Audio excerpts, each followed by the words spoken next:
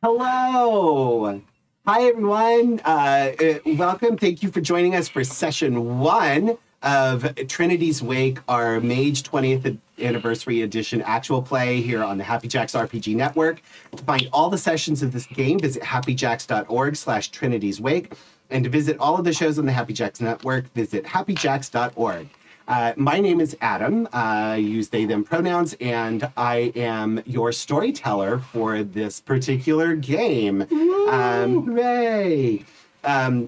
Content warning, this game may include sex, drinking, debauchery, drug use, and possibly a whole lot of other sinful things. I have to go. Yeah, too young. I'm sorry. Did you say It right there in your sin. Did you say may include drinking? Will definitely will include drinking. But we are using lines and veils, which we have been discussing, and so we have our players in a safe place. And we also have an X card, both visible, and the players are free to make a visual or audio X card note if they would like. So we are using safety tools. We find that's very important here at Happy Jacks.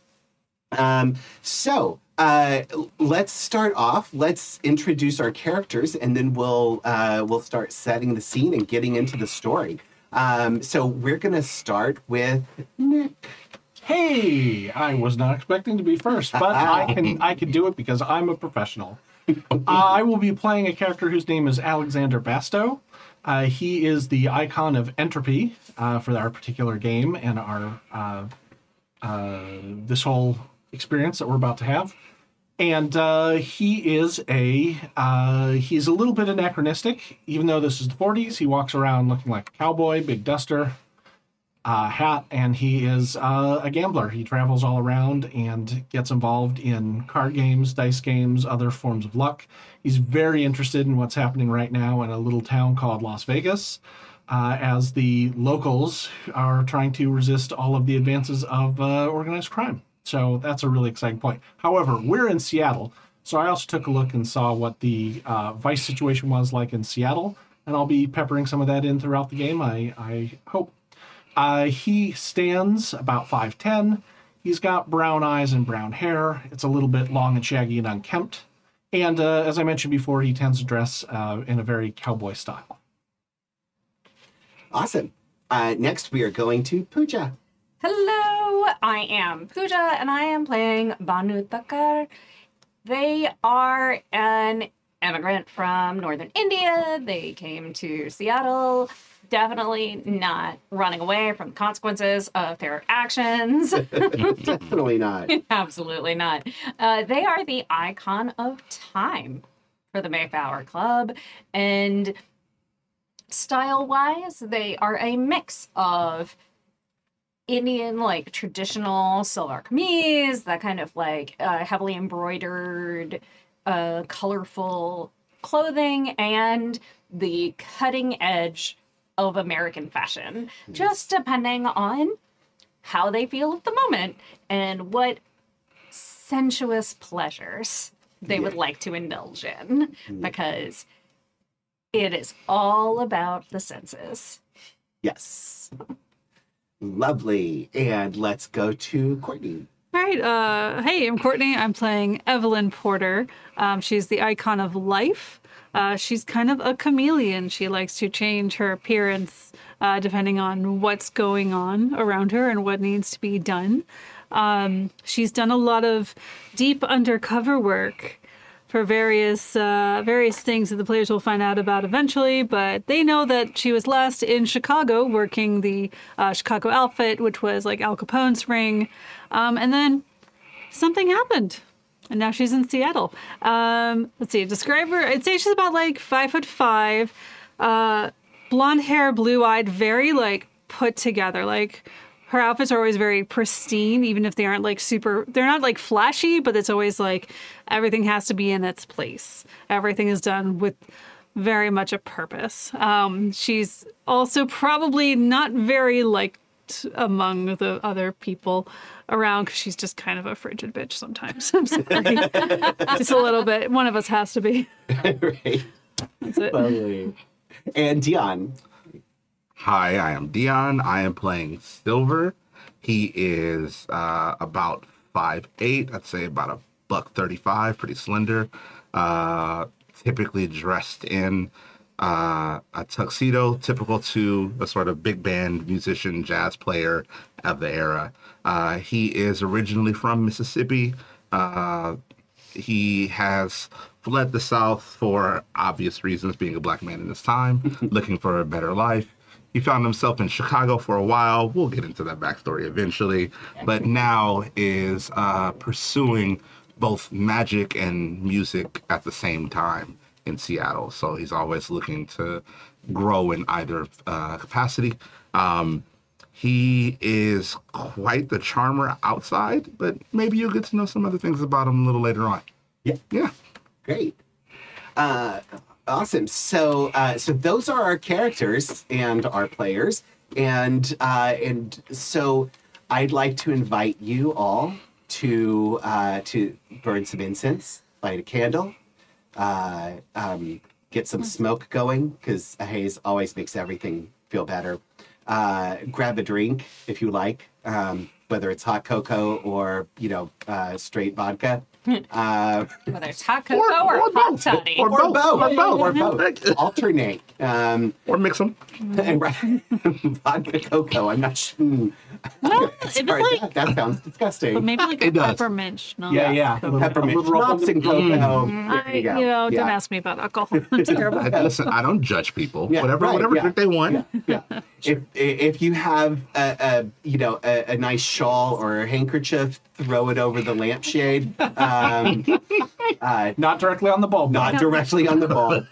Turn down the lights. Let's have a little seance. We say some mumbo jumbo.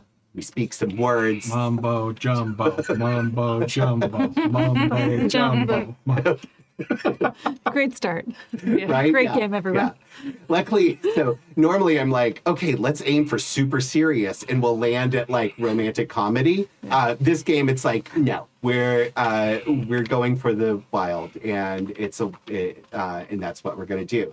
But want to invite you all to reach into your inner self, open your third eye, breathe into all your chakras, whatever you do to get yourself in the mood to party. And we're all going to join hands and say our mumbo jumbo together. Can't reach. There we go. And lightning crash, thunder, boom. Hello, darlings. You don't know me, but I know you. My name is Nona Redbird, and I live in a fantastical world of magic and excitement, wonder and free will. And here's the secret, you do as well. But magic is everywhere, but you have to insist on it. All the world is for your taking, if only you insist. So, let's tell a story that ripples through time all the way back and all the way forward as far as you can imagine, and come back together in my time, 1945, Seattle, Washington, the United States of America, what some of us call Turtle Island. And scoot up to the edge of your seat, because that's where all the fun happens. Because this is a story about people who insist. Grab a drink if you're so inclined, listen to the music, and slip into my world, darling. And I promise you'll have fun. A shiny black car pulls up to the front door of the Mayflower Park Hotel in Seattle, Washington. On the corner of 4th and Olive, this magnificent hotel is fairly new for some places, but old for Washington. It's been around for more than a decade. And the black car opens up its doors. A young, slender man opens the door, and you step out. To the side, you see a pinched-looking woman in a stiff black suit handing out pamphlets talking about Jesus and love and running away from the enamors of sin and iniquity that are going on in this particular hotel at this very moment. The young bellhop steps in between you, takes the pamphlet before she can hand it to you, and crumples it up, tosses it in the trash can very neatly as he escorts you up to the front door, opens the door for you, and you step into the lobby of the Mayflower Park Hotel. It's rich, glittery. There's gold filigree on all of the walls and fixtures. There's rich velvet tapestry-like furniture all through.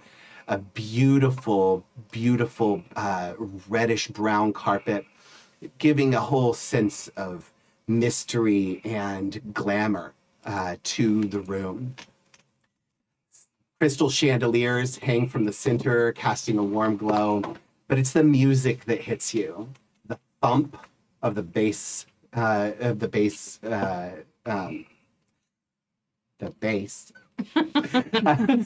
Yep.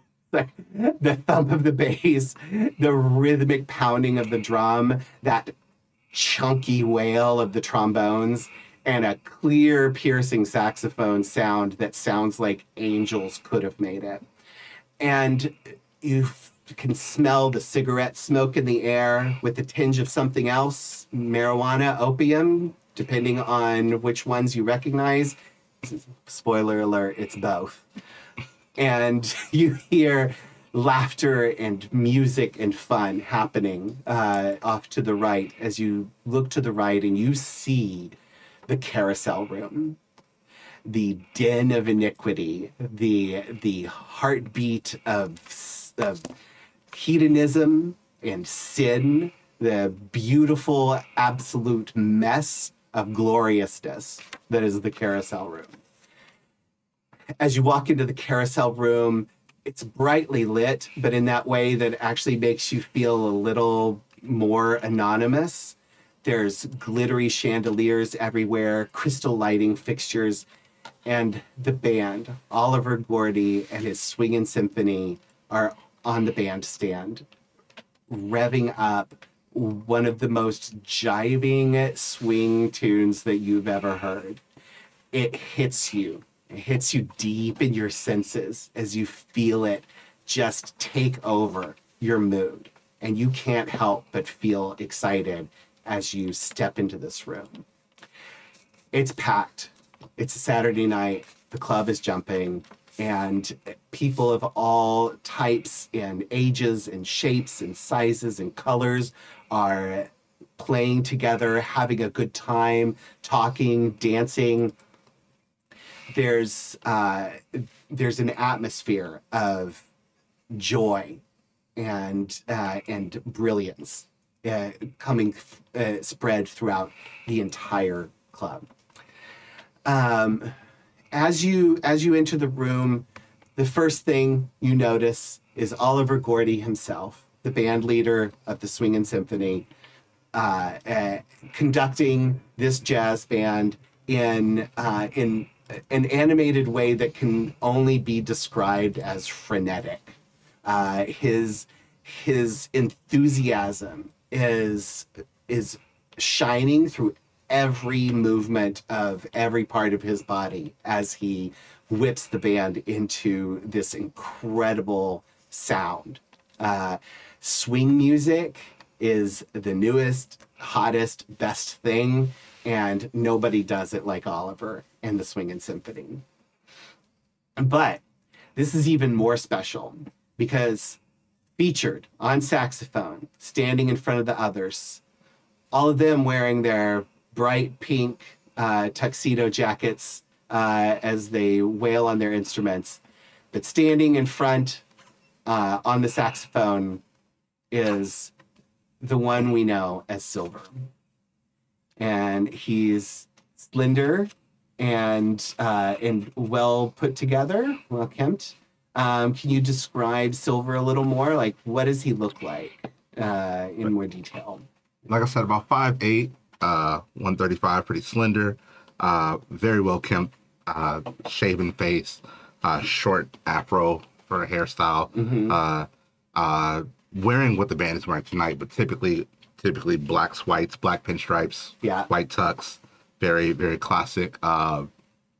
He, again, has a very sort of stoic demeanor to him, but not when he's playing. When he's playing, it's this love. You can see the love on his face. Yeah. And so, yeah. Yeah. Yeah. So you can't help but be carried away by the saxophone, by the sound that's coming out of this horn, by this beautiful man. I assume he's beautiful. Oh, yeah. Right? Yeah. Oh, yeah. He's hot. Let's be clear. It's one of my games. Everybody's hot. So, and there are dozens of couples on the dance floor, swinging, doing swing dance like the acrobatic orgy that it is. There are flips. Accurate. People are like jumping on top of each other. They're throwing each other across the room. They're jiving, and wailing? Jumping, jiving, and wailing. All three, mostly at the same time. Yeah. And the energy just flows through you. You can tell that there's something special about this place. It's not just that it's a good time. It's that it brings out something extra in you. And sitting over standing near the bar, there's another young man, tall and classically attractive, wearing a nice, a very nicely tailored suit. He's got this brilliant smile on his face as he charms a gaggle of young people that are gathered around him, clearly enraptured by all of his stories, or perhaps just by how damn good looking he is, or a little bit of both. You all know him as Arlo Madison, one of the members of the Mayflower Club, and your compatriot, the Icon of Forces.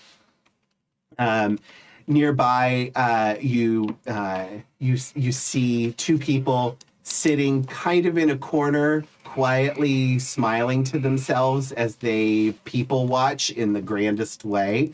One is a somewhat older Native American woman who is dressed much more calmly and sedately than anybody else in the club, and you know her as Sophia Wilbur, the icon of time. Correspondence, the icon of correspondence, another fellow member of the Mayflower Club. Sitting with her is a bookish young Chinese man named Sammy Chow, who is your newest member of the Mayflower Club, the icon of mind, who has just recently joined. Quiet, unassuming, a bit nerdy, but grinning from ear to ear as he watches the swing dancing happening. Over in the middle of the dance floor is a young woman who you all know as Dottie Truncher, the icon of Prime, who is currently in the middle of being flung around with great gusto, but also great care, by a very talented dancer that she's partnered with, and she laughs as she goes kind of twirling across the dance floor, feeling the music, enjoying herself, and enjoying the feeling that she invokes in everybody else who's watching her. And then there's the bar.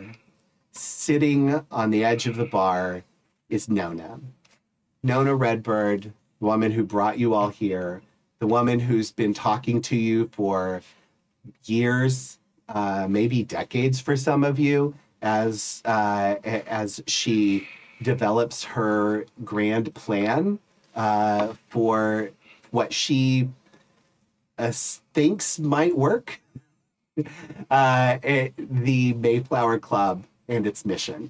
And Nona has reddish brown skin, dark black hair, and big brown eyes. And she is dressed in the latest fashion. Right now, she's wearing a bright red dress and as skimpy as allowed for 1945. And as she sits on the edge of the bar, smoking her cigarette through one of those long cigarette holders, because that's our girl, pounding a martini as she talks to several people around her who are also just enthralled by her conversation. You all know that she's likely to go to bed with one or several of them this night, as she often does. Nona is known for indulging in her vices, which she calls her favors. And then around the bar, or around the club, we see a few other people. Courtney, can you tell us what Evelyn's doing? Evelyn, not the biggest party person. Is there a fireplace somewhere in this area? Cozy There is now. fireplace. Mhm. Yeah. Nice cushy lounge chair.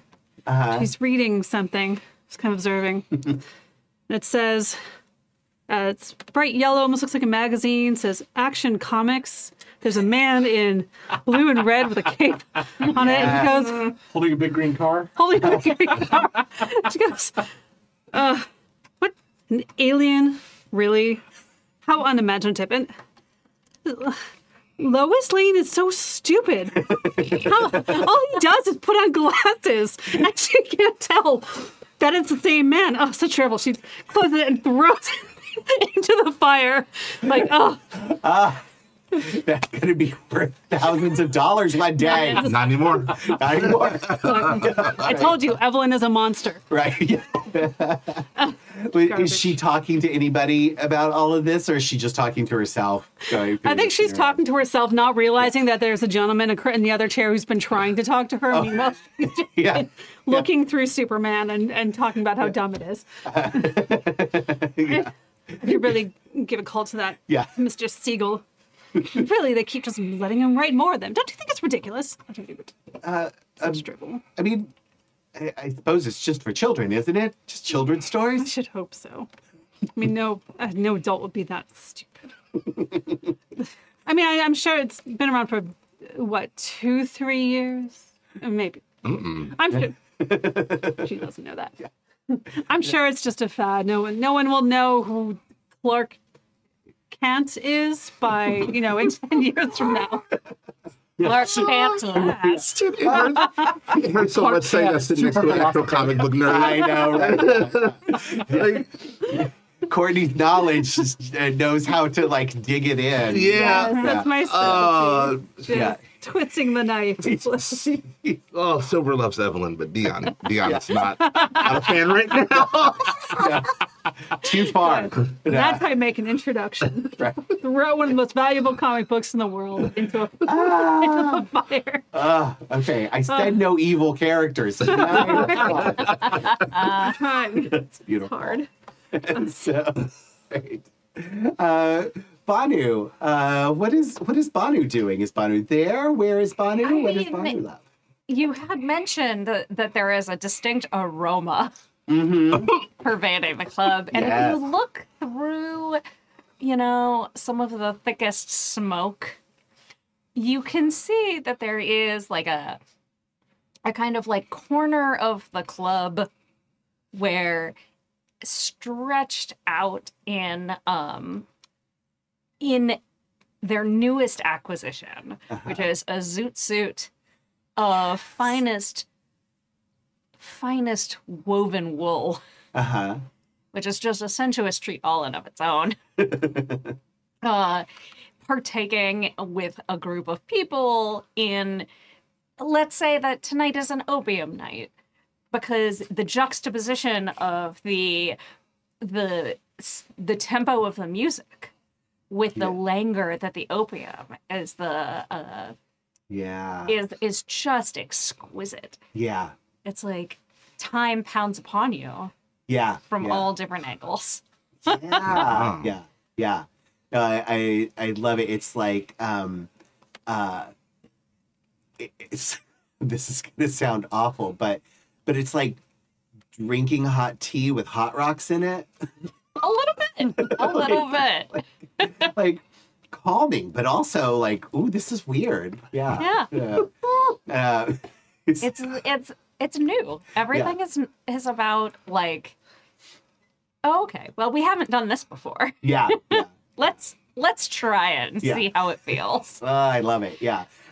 Is anybody with you? Or are you? I would say there are 3 or 4 people. Mm-hmm. Yeah. Like in various states of maybe someone is actually like, we have a designated sober person in case someone needs to go out for something. Yeah. Right. Yeah. It like, rotates through the group, so not one person always has to be the sober person. Right.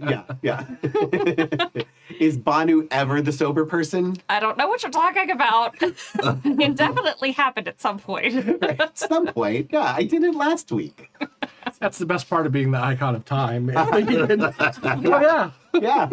it was last time. Remember before? Yeah. It happened. I promise it happened. Oh yeah, I kind of remember. Yeah. Yeah, there's 3 or 4 people around you. Your designated sober person is kind of a youngish man, a little mousy. He usually is. He seems like the type who would never touch opium, but that's only when he's the sober person. Normally, he is actually the heaviest hitter of all of you, and prone to wax poetical when high, and loves to just muse on the nature of reality whenever he's indulging. But tonight, I think all of us like have the people in this circle. It's kind of like when you have like the literature club, but it's just people who become incredibly profound when high. Yes. Yeah. Like that's just what we do for fun. We Right. get high and wax poetic about the nature of the universe. Exactly. Yeah. What else would you do? It's cool. So, what about Alexander? Where is Alexander? Who is Alexander? Why is Alexander? How is Alexander? So off in one corner, because there's multiple bars here. So over at the bar in one corner, it's not like there's not like a bar, but it's sort of like behind a little, not a podium, like a half wall. Yeah. On there. So the bar's right behind him. He's leaning over on the podium, and he has a glass of whiskey in his hand, sipping from it occasionally, but his eyes are just kind of looking around at all of the groups and kind of like tracking the patterns and seeing how people are coming together and going apart, and who's going to get on the dance floor next, and is this gentleman ever going to get his moment to speak with Evelyn? How people are responding to Silver, staying a little bit distrustfully away from the cloud of hallucinogenic smoke, minorly hallucinogenic smoke that's coming from the other side where Banu is. But in general, just sort of keeping his eyes on patterns, and he's sort of absently flipping a silver dollar across his other hand as he watches all of this. He's clearly enjoying himself, but he's not very demonstrative about it. Yeah. He's not engaged so much as he's just observing. Yeah. More like that. And that's fun enough. Yeah. You smell a distinct tinge of cigar smoke, and you catch the flash of the match out of the corner of your eye as the cigar is lit. And you know as soon as you smell that particular flavor of tobacco that it's the dealer, and you don't even have to look over as you sense the man in the black Western suit with the dark hat, lighting up his cigar and taking a deep breath, and the smell wafts over you. Somehow the sound of the shuffle of cards, even though his hands are full with the cigar and match. Exactly. Yeah. We see this man standing there next to Alexander. He looks kind of nondescript. Like you see his face, but you can't really make it out. And whenever you try to picture it, you can't really bring it back. And most people don't even see him at all. As Alexander is standing there, a young couple come up to the bar and kind of step right through the dealer and order a drink for the bartender. And the dealer just doesn't even seem to pay attention. It's like he's just an image there. And they don't seem to notice him at all. But Alexander knows he's there. Very aware out of the corner of my eye. Uh-huh. Yeah.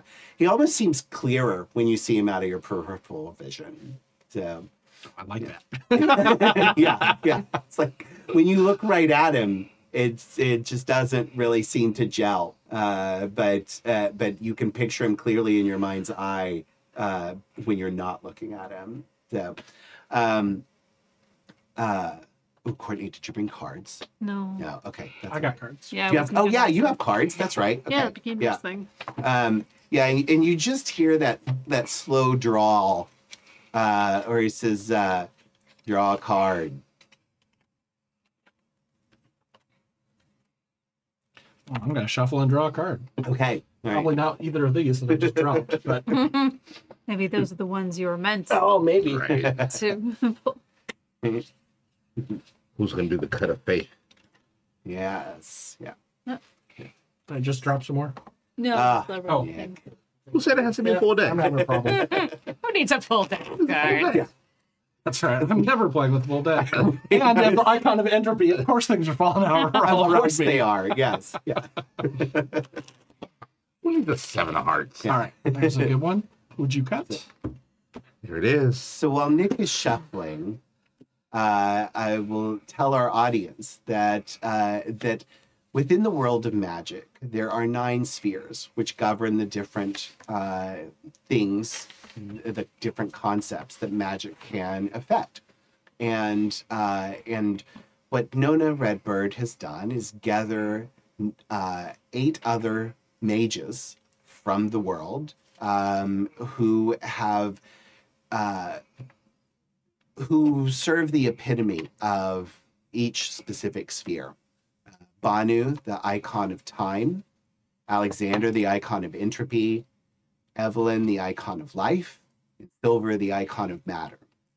And along with the other 4 members of the Mayflower Club and Nona herself, the icon of spirit, she has formed a group whose mission is to make sure Seattle is a place where magic and free will can survive and thrive as the forces of different magical concepts begin to brew into an all-out war between those who support traditional magic and those who want to unite the world behind a global paradigm completely under their control.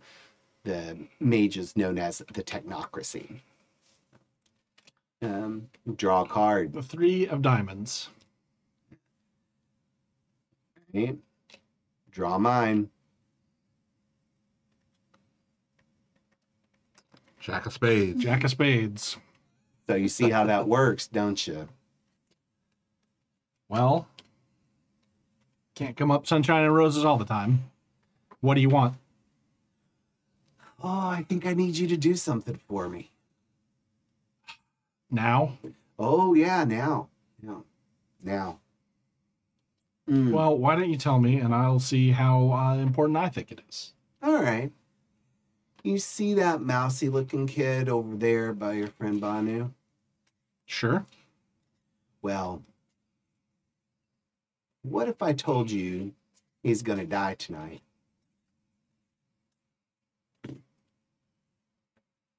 Is that something you're likely to tell me? He's gonna die tonight.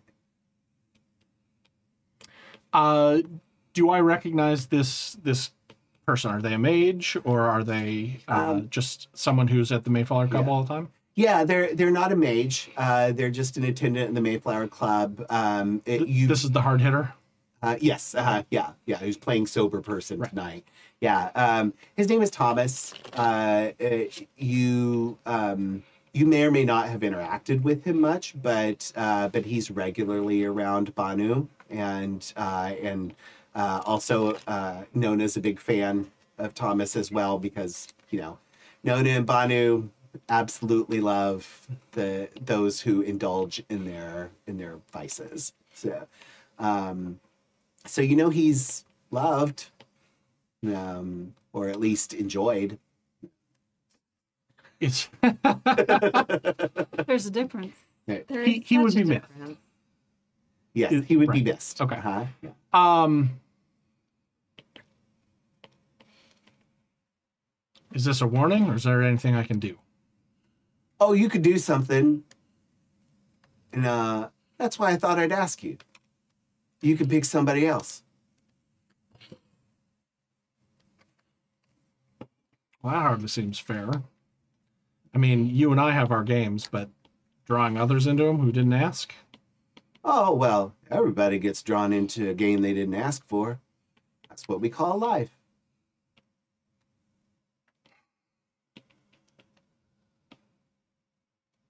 There's that stuck up. Thanks for dropping you right into a moral personal trolley problem. I'm sorry, did somebody say they wanted to play with avatars? Yes, that is true. Yeah. I mean, there's that uptight looking fella over there talking to Evelyn. Could choose him. I don't know that anybody'd care about him. What about Dottie's dance partner? Prime of his life, good athletic kid, good dancer, but nobody really likes him. He's kind of a dick. You should pick somebody else. That's it. How much time do I got? Oh, stroke of midnight. What time is it now?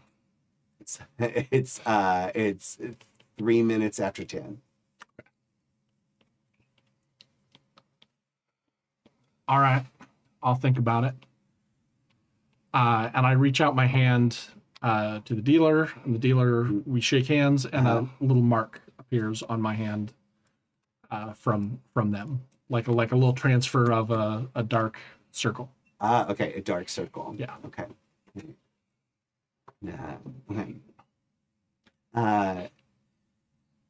So, Silver, you finish your set. Yep. And Oliver Gordy, who is... So let me describe Oliver to you, for those who don't know Idris Elba. I'll give you a moment to breathe. For those of you who don't know Idris Elba, pause, come back on the YouTube. Right, yeah. It'll be worth your time. Yeah. You go look into that. All I can think of is the clip from him on The Office where he says, "Yes, I am aware of my effect on women." Right. Yes, yeah. Oh my God, yes.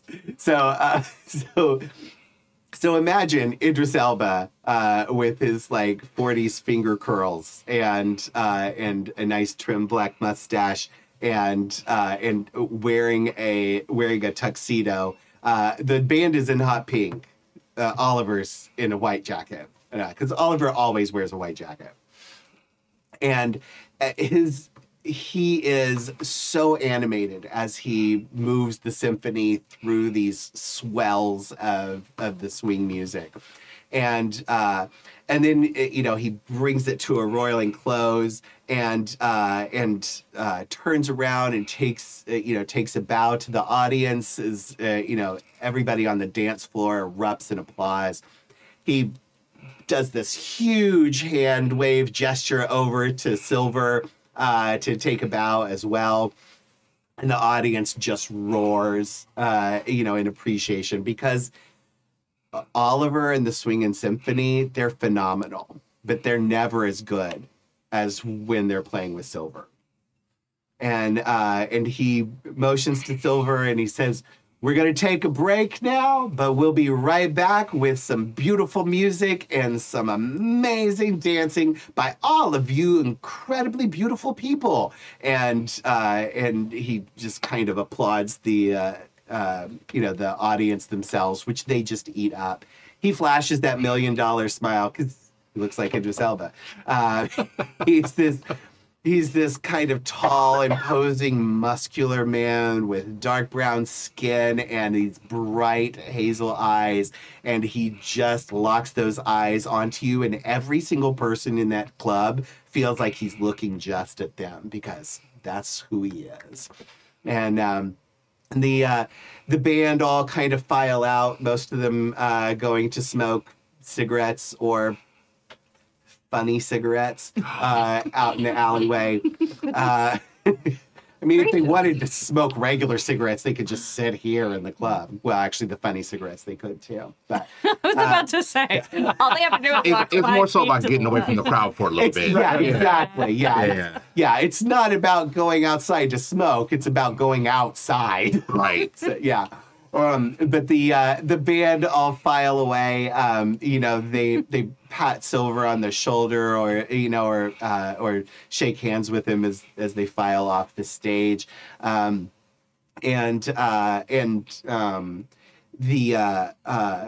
Oliver comes over to you and he just kind of shakes his head and he says, "Kid, I thought you could play before.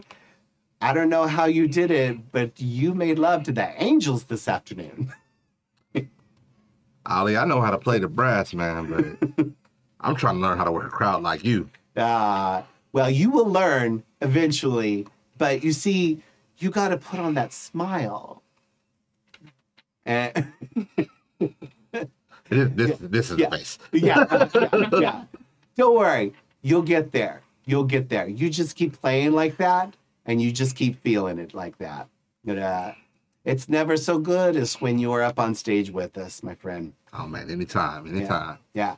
Go get yourself a drink. Go hang out with your friends. We'll keep you entertained for a while. All right, let me know next time. Mm-hmm. And he heads outside to meet with to go out with the band and spend some time decompressing. As you step down off the stage and you're looking around, you catch Nona's eye, and she's got this crystal clear martini in her hand, and she's got her cigarette in the cigarette holder in the other hand, and with her martini hand, she points next to you, and you look down, and there is a perfectly crafted martini right next to where you are on the stage, and she toasts you, gives you a little nod, and then just pounds it at hers. Before she'd even pound it, the second she toasts me, I scoop mine up and toast her right back. Yes. And we pound them together. Bam. Yep. Yes. Yep. Beautiful. And you can tell she has this indulgence that she feels whenever you play, and she's mentioned it before, but you can tell when you're playing, she feels it. She senses every ounce of emotion that you're pouring into it. What do you do next? If she's not busy, I would definitely go talk shit first. So I will walk right up to her. So Yeah. like before she gets too busy, because I know how her nights go. Yeah. Oh, yeah. Yeah. So before we get too far into the night, we'll walk right up to her and go. Before we get to Busy. Busy. Exactly. Yeah. Busy with an I and two Z's. But not where you think.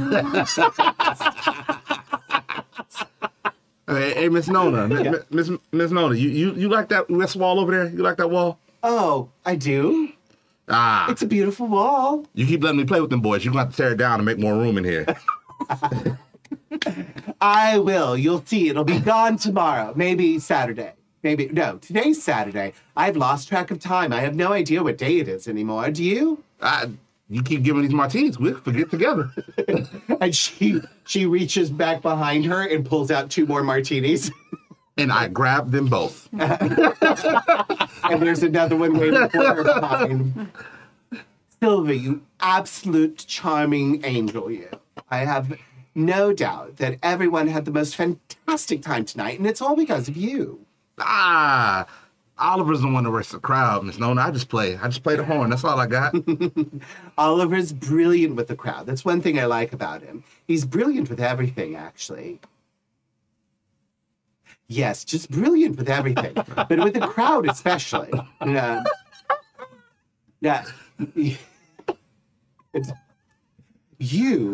You have a way.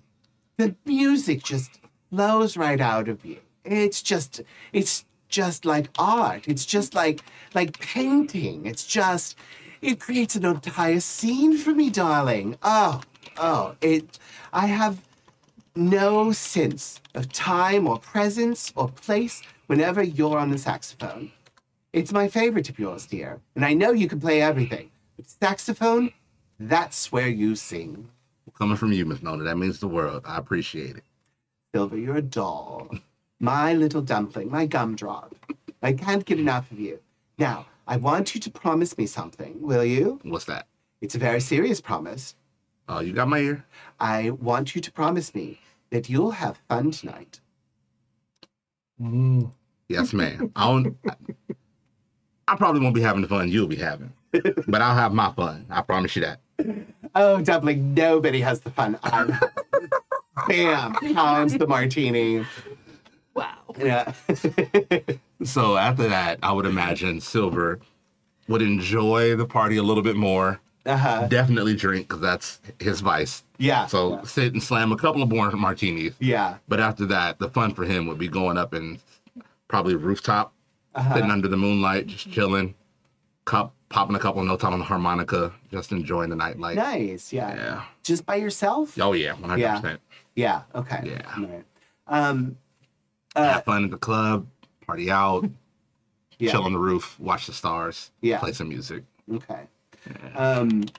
Before you go, though, you notice Evelyn sitting over in the comfy chairs by the fire, trying, I would imagine, very desperately to ignore the man who's suddenly begun talking about Immanuel Kant and philosophy.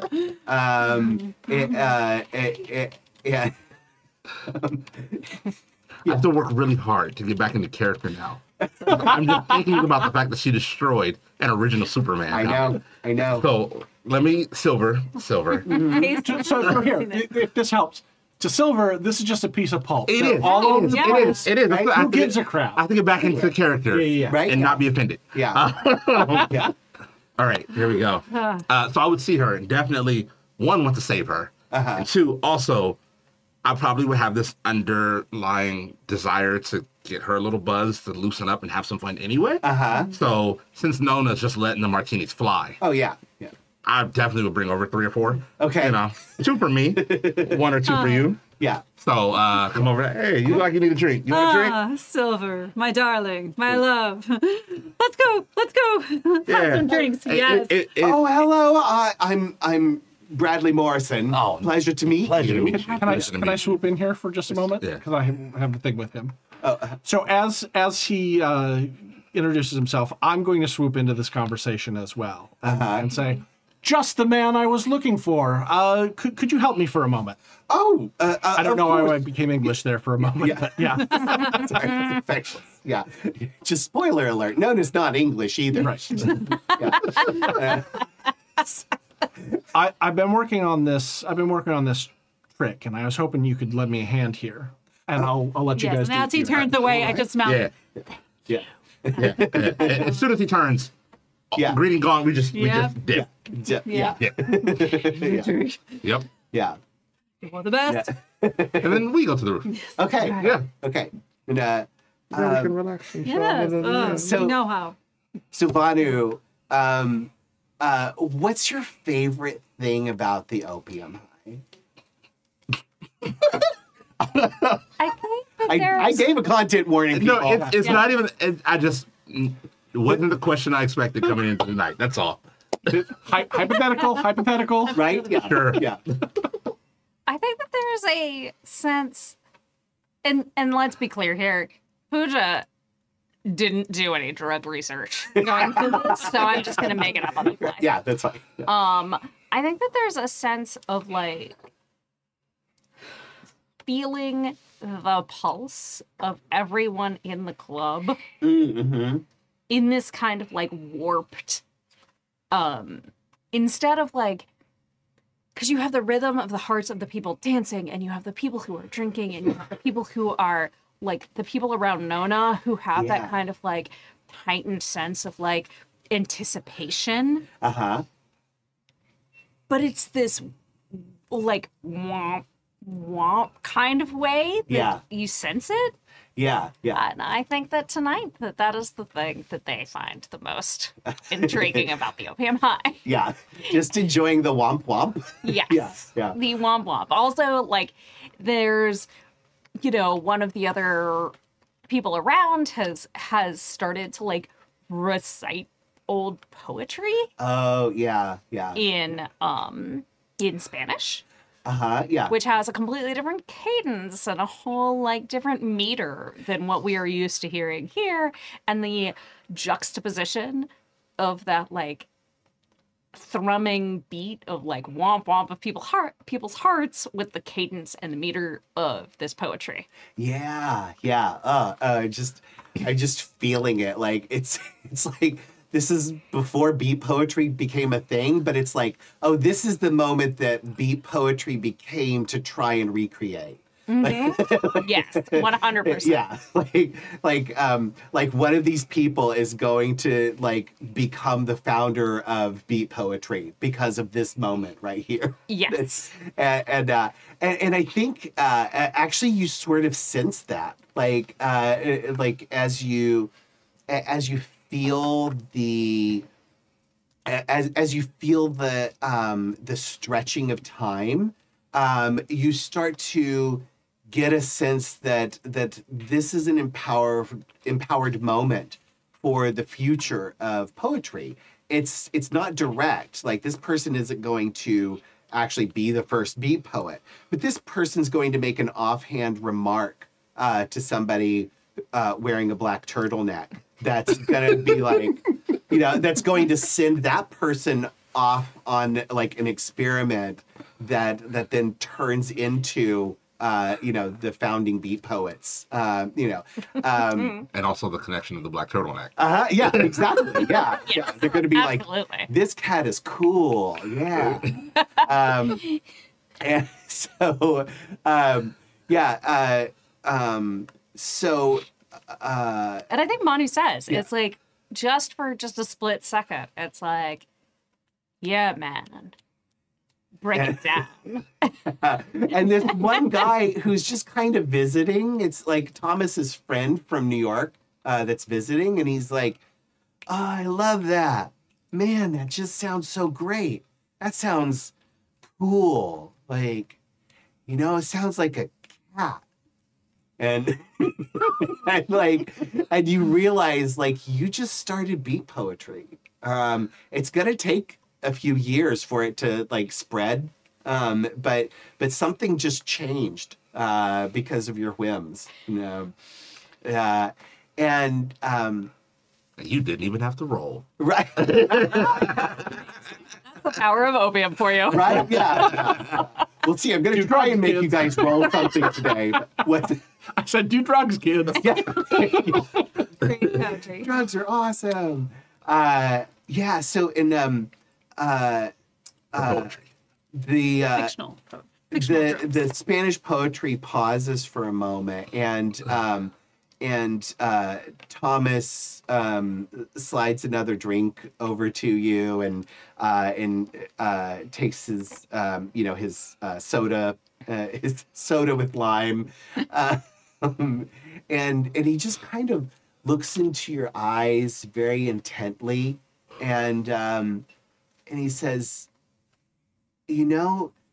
normally I like to be completely intoxicated by the opium, but tonight there just feels like clarity. Do you feel it? Oh. The clarity is always there for all of us to partake of. Yeah, it is, isn't it? Thomas, my sweet soft boy. Yeah. You have so much to give this world. Yeah. Enjoy every moment of it. I will. And he clinks his glass with yours, and he says, I've been thinking. I have a lot of money. I think I want to give it to charity. I want to start a foundation. Maybe like help orphans. Maybe like help women who are in tough situations. Do something nice. I mean, so many people have so much money and they don't do anything but indulge themselves. And I get all the indulgence I need here with you. Even when I'm, the sober person, I still just get to experience. And, yeah, I think I'm going to do something good for the world with all my money. And he just kind of sits back. You feel this sweetness radiating out from him. And actually, okay, let's do our first roll. I want you to roll perception plus awareness. Okay. 2 + 4 is 6. He's on my list as well to talk to with this card trick. Oh, okay. So just let me know when I can approach. I don't want to. Yeah. What am I looking for success here? Okay, so, so mechanics. Oh, yeah, we do that. Okay, so the default success number is 7. So if I don't tell you anything different, always assume 7. When you start doing magic, it can really fluctuate because there are increases if it's vulgar magic. There are decreases if it's coincidental magic.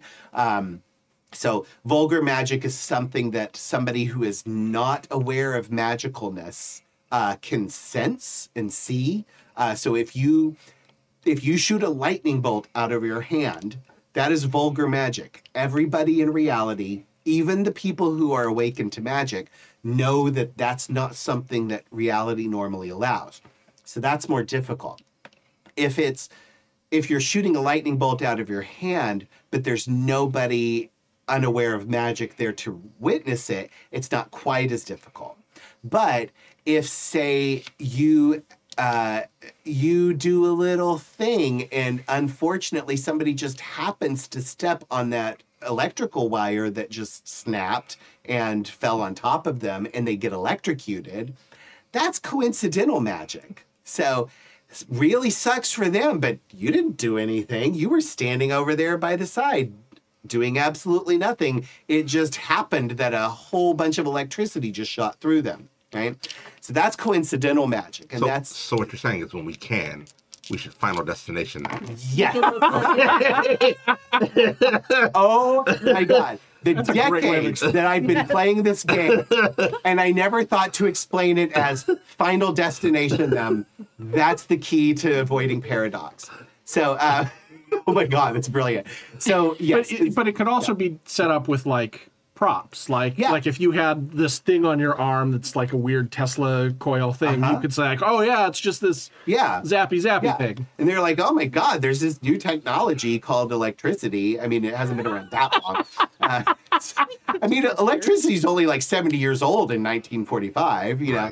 Right. But they're like, oh, there's weird things happening all the time now. Like, you know, there's Tesla coils are a thing that some people know about. There's like all kinds of high-tech government research on weapons. So yeah, maybe you have a gun that shoots electricity and some people might be okay with that. Like, oh, I can dismiss that. Oh, that's weird. Oh, I heard this rumor about. Yeah, exactly. Yeah. And so whenever you can sort of make it reasonable with the accepted paradigm of reality, then that means that it's going to be easier magic to do, and it's also less risky.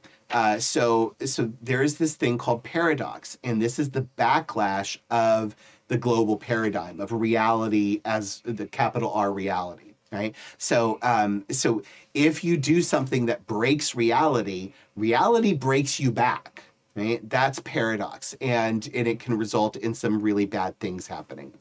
And we'll get into that over the course of play. I'm sure we won't need to worry about paradox. But is it when someone who's unaware witnesses the breaking of reality? So if everyone who witnesses is aware, then it's not. Yeah, it's not as bad. It's still it's vulgar. So it still can result in paradox. Okay. But it's not as likely. Mechanically, I'll just go over the mechanics briefly. If it's vulgar with witnesses meaning people who are not aware that magic exists, then you get paradox points you get paradox points regardless of whether or not you succeed in casting the spell. If it's vulgar without witnesses, meaning that nobody sees it or the only people who see it are aware of magic, then you only get paradox if you fail at it. Right? So if you cast your spell and you don't succeed in the thing you do, then reality fights back against you. If it's coincidental magic, you only get paradox if you botch, which means you roll your dice and you have no successes and at least one. So anytime you roll mechanically, you roll a number of dice. Anything of the difficulty number or higher is a success. Any ones cancel out successes. Okay. So you might fail something. So if you say you roll 3 8s and 3 1s, the effect fails. It doesn't happen. But it's not a botch. It just fails. But if you roll 3 5s and 3 1s, and that means you had no successes and you had 1s, then that's called a botch. And that's when the really bad things happen. So, and if you're doing vulgar magic and you botch, it hurts. It might result in you getting harm to yourself. It might result in harm towards another person. It might result in manifestations of chaos or reality coming to just sort of like beat the shit out of you. So basically bad things happen if you botch on magic roll. But when you're doing coincidental magic, it has to botch bad in order for it to result in paradox. But if you're doing vulgar magic, paradox, it could result even if you succeed. Okay? Does that all make sense? Okay. Right. And there's one clarification I want to make that I was reading in the book. Yes. Things that people can't see can still be coincidental, even though the effect would be vulgar. Like an example would be if I reached in my pocket and pulled out a business card that I didn't have because I just used magic to summon it to me, that would still be considered coincidental because you don't know what I had in my pocket. Right. Exactly. Yeah, that is exactly right. So if think of it like this, if somebody who has no knowledge of magic could reasonably say, well, of course that happened. That's fine. That's normal. Even if it's unlikely, it's still fine. Like, oh, that's so weird. Like I happen to say like you're in a swimsuit and you pull out a business card out of your pocket. You know, like theoretically somebody would say, why would he have his business card in a swimsuit? But there's still that part of them that goes like, well, It's waterproof. you could. Yeah. I haven't printed on plastic special. Right, yeah. There could be pockets. Right, yeah. So, you know, that's still considered coincidental. Yeah. Okay, well, Okay, based on that explanation, yes, perception plus awareness. I rolled 4 successes but 1, so I have 3 successes. 3 successes. Okay. And so we do a general rule. This is in the 20th anniversary edition of World of Darkness games, and I like it, so I keep it. But 1 success means you barely do it. So you do it, but it just barely happens, right? And something is probably going to go wrong because of it. And 3 successes is just normal. It happens. Nothing great about it. Nothing bad about it either. 5 successes or more is it's phenomenal. You did an amazing thing. So.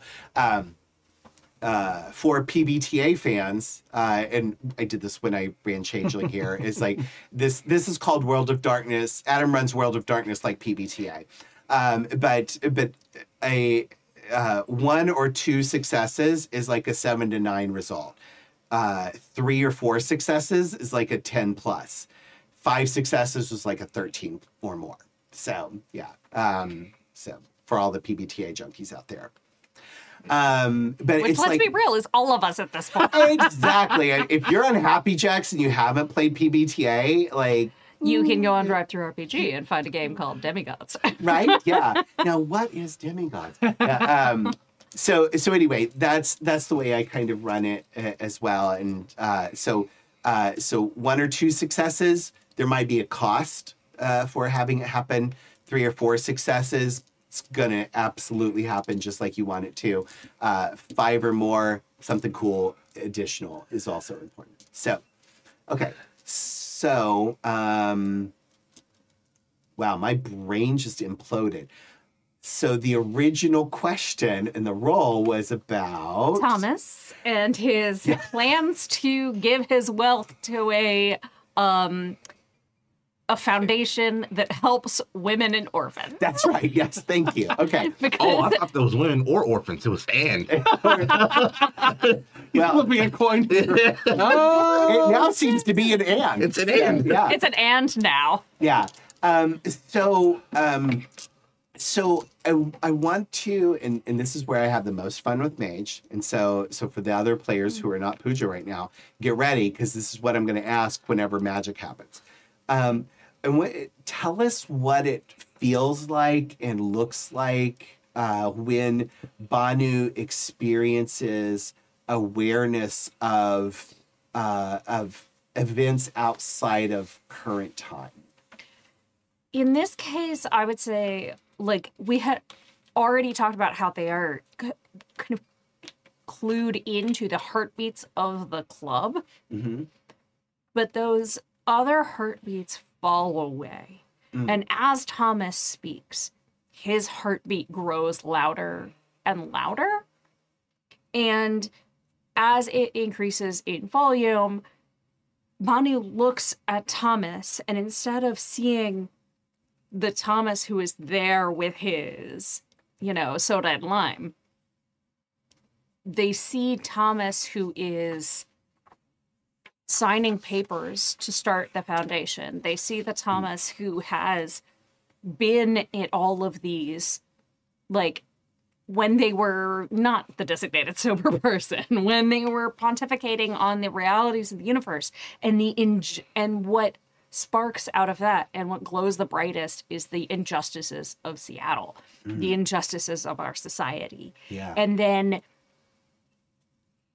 it splits off, and it's like, okay, it goes on forward as he ribbon cuts like a halfway house that he has opened up, as he signs over more, like hires a new person, as he, like, as a person he has helped embraces him. Yeah.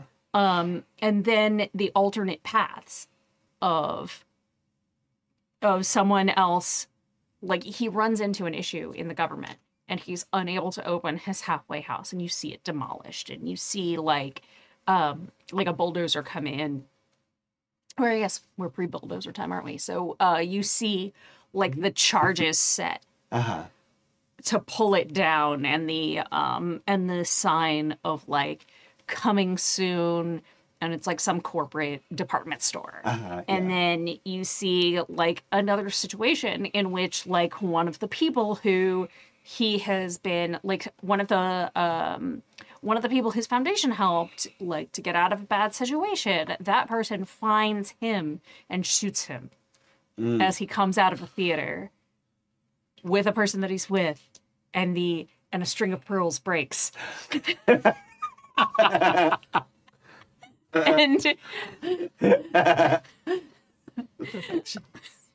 And you see, like, so there are just all these divergent things. Right now, the ones that are glowing the brightest, the ones that are in 2020, are the ones where he signs the opening of the foundation, and you see a newspaper print, like that shot of him opening this foundation to help people. Yeah. Or conversely, just as bright is an obituary. Yeah. And as we see Thomas like sipping on his soda and lime, and he's so peaceful right now. Nick, is he gonna die? Well, that's what we're going to find out. So I have 3 scenes. One is with the guy who was talking to Avalon. Yes. Was that Simon? Let's Do we name him? There's I don't know. So I had a name for. You introduced yourself when he spoke to me. Marlon? Yeah. Mark. I Yeah. thought it was Simon. I thought it was Simon. Something Maybe. we said. Let's go to the Sure. chat. I Chat. wrote What was the down- name I said? Simon, Thomas, and then there's also the dancer with Dottie. Oh yes. So yeah, those are the 3 who I'm going to ask Yeah. for their help in playing this game, Okay. which is a magic trick that I'm doing with them. Oh, okay. All right. So as I approach each of them, we're going to do a magic trick, and they're going to draw a card. Yeah. And then I will perform the rest of the trick, because the trick doesn't matter. What I want them all to do is draw a card. Oh, okay. All right. So, so the guy that was with Evelyn was Bradford. Oh, Bradford. Yeah, Okay. Bradford Morrison. I think I remember that correctly. So, Okay. His name So now. I don't know. Kat, come on, you're failing me. It's been 30 seconds. You don't have an answer? Wow. Wow. It's Simon now. It's yeah. It'll be Simon if chat doesn't remind me of something more correct before Okay. we get to that. But yeah, so Bradford Morrison is he's like, oh, I love magic. I'd be happy to help you with your trick. So I fan out the deck of cards for him. Huh? The 2 of Hearts, is that correct? Perfect. Well done. I was supposed to show it to you, right? Yes, and then I'll do some other bullshit trick on here to impress him. I can make rolls if you want, but it doesn't matter. Yeah, let's. I just want to have you roll. Let's just see how you do. The Yeah. mundane old Do your card trick. So I Explain have an art of stage magic. Oh, okay. And then I don't know if I should just use like manipulation as a social, as I'm just sort of forcing this. Yeah, trick. that's what I would Or do you say. want to use dexterity for the actual performance? So depending on what kind of trick you're doing, you could do manipulation, dexterity, or wits. Okay. So that would kind of be up to you and the kind of trick. Okay. Yeah. I don't honestly, I don't really. Alexander doesn't really care whether this Yeah. goes off or not. He just wants he's using this as a method to get each of these people to draw a card, because he's going to decide their fate based on this game. He's gotten their permission now Okay. in order to have them play this game, and they've bought into this item, and I see. they don't necessarily know what game they're playing, but Yeah. they've agreed, and therefore it becomes Yeah. more ethically Okay. available. You don't know this, but you're casting a spell. Yes, I am. Yeah. Okay. So roll manipulation plus plus art. Okay. That should give me 5 dice. These Mai Tais are actually pretty strong, just FYI. Oh, there are actual Mai Tais here. Oh, yeah, yeah, sorry. yeah. Yeah, I brought the Cutwater Oh, Mai Tais. okay. Also, Pooja, I was going to say before James did that. Yeah, we in the 40s we have battleships and Yeah. bulldozers. So we Bulldozers were definitely- invented in Yeah, right. 1923. Yeah, so we have But battleships and like tanks. dynamite is still more fun. Yeah, no, don't get me wrong. Yeah. 100% go with dynamite, but we definitely had bulldozers. I just, you know what? it's better to err on the side of. I just like it better. Yeah, I I'll like go with it. it. Yeah, Dynamite. blow shit up. Yeah.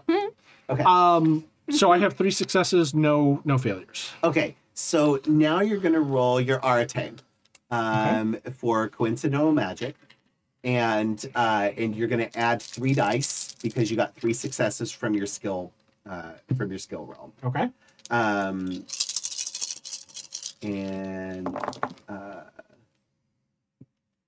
I'm trying to get to the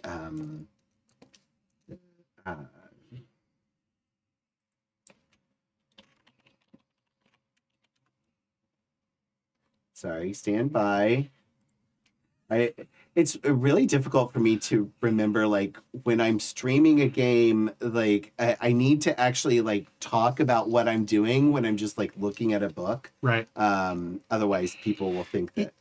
In the meantime, since I think we're going to montage this all for them, I'm going to approach Thomas, Yes. and my line with him is going to be, "Thank goodness everyone else here is wasted, but you are in control of your faculties, and I was wondering if you could help me out with this game Yes. I'm trying out." Okay. Can I have Banu roll? Yep. Draw that card? Yes. I am actually very. It's going to be interesting. 6 of spades. 5 of hearts. 5 of hearts. Okay. Okay. And then Courtney, can you draw for Dottie's dance partner? Yeah, It's the hat. sure can. All right. Is Okay. Ace of Clubs. Oh, okay. All right. So are you trying to control this or just... No, I'm doing this deliberately. Like, I definitely know that what I'm doing is getting the 3 of these to kind of touch the 3rd rail of fate and see if I'm going to transfer the death of Thomas to one of these other 2 individuals. Okay. But you're not trying to make any manipulation of which one it's going to be, though, right? No, I'm allowing the game to make the decision. Okay.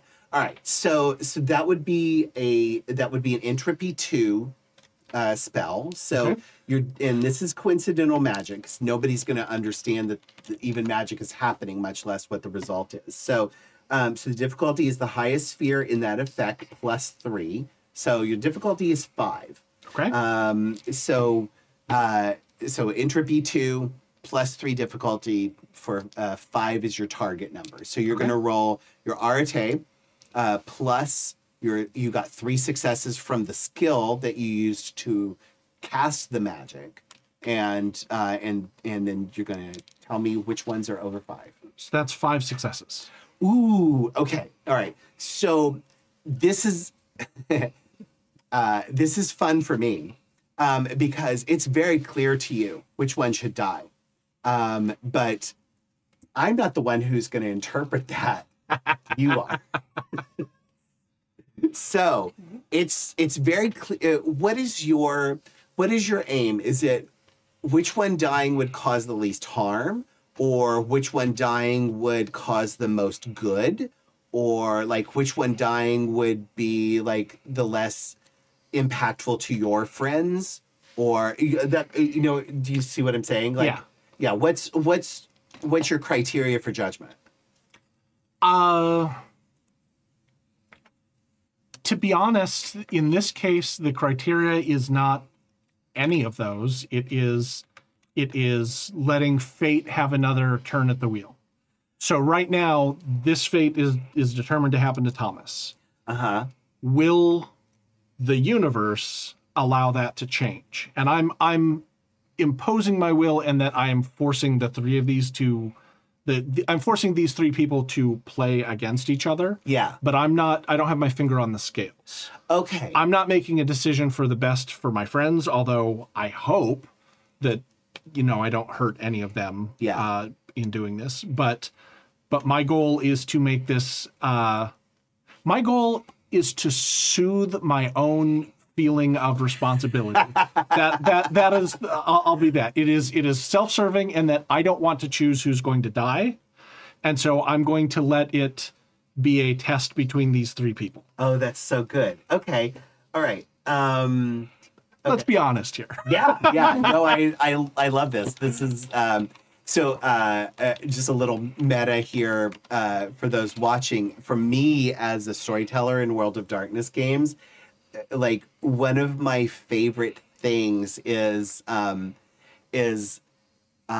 trying to figure out like what is the coolest role to represent what the player wants to do. Like how do we manipulate this character sheet to be like, oh, this will be fun.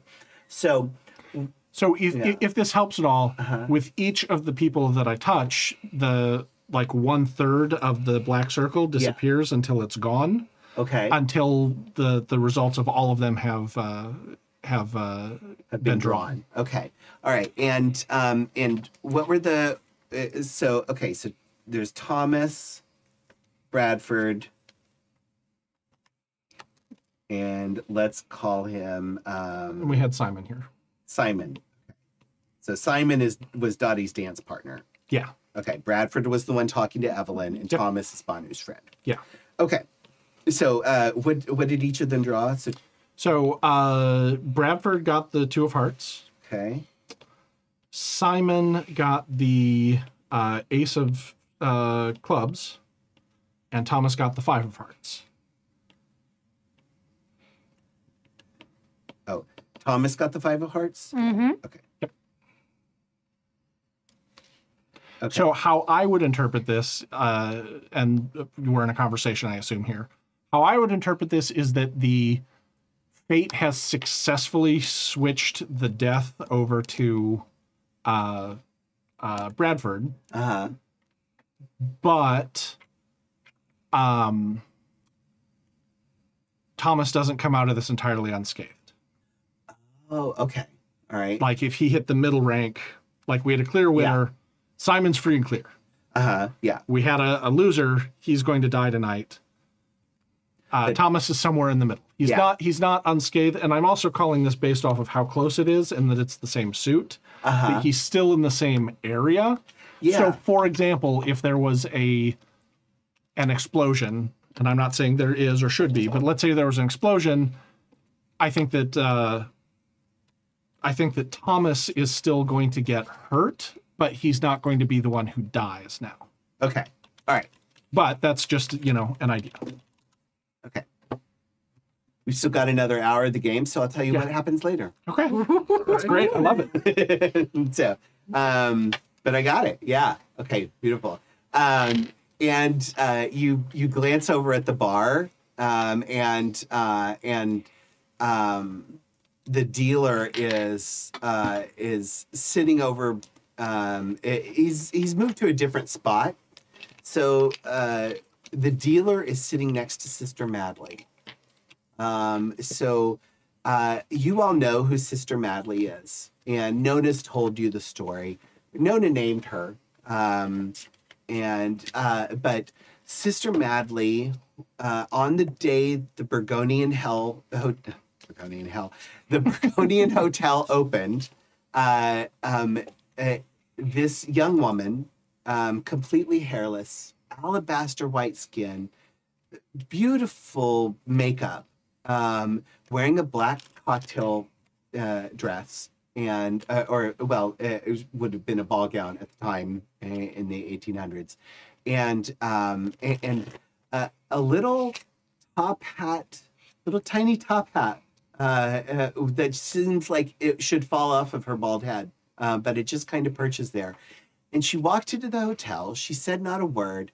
She sat down at the stool closest to Olive Way, and she ordered a drink, and never said another word after she ordered the drink. Now, most people don't recognize or notice that she has been there for decades, and she's always there. She's never moved. You all, as the Mayflower Club, are aware that she's always there, day, night, open, closed, doesn't matter. She's always sitting at that same stool. Nobody real ever sits there. It's just that bar stool always is occupied only by Sister Madley.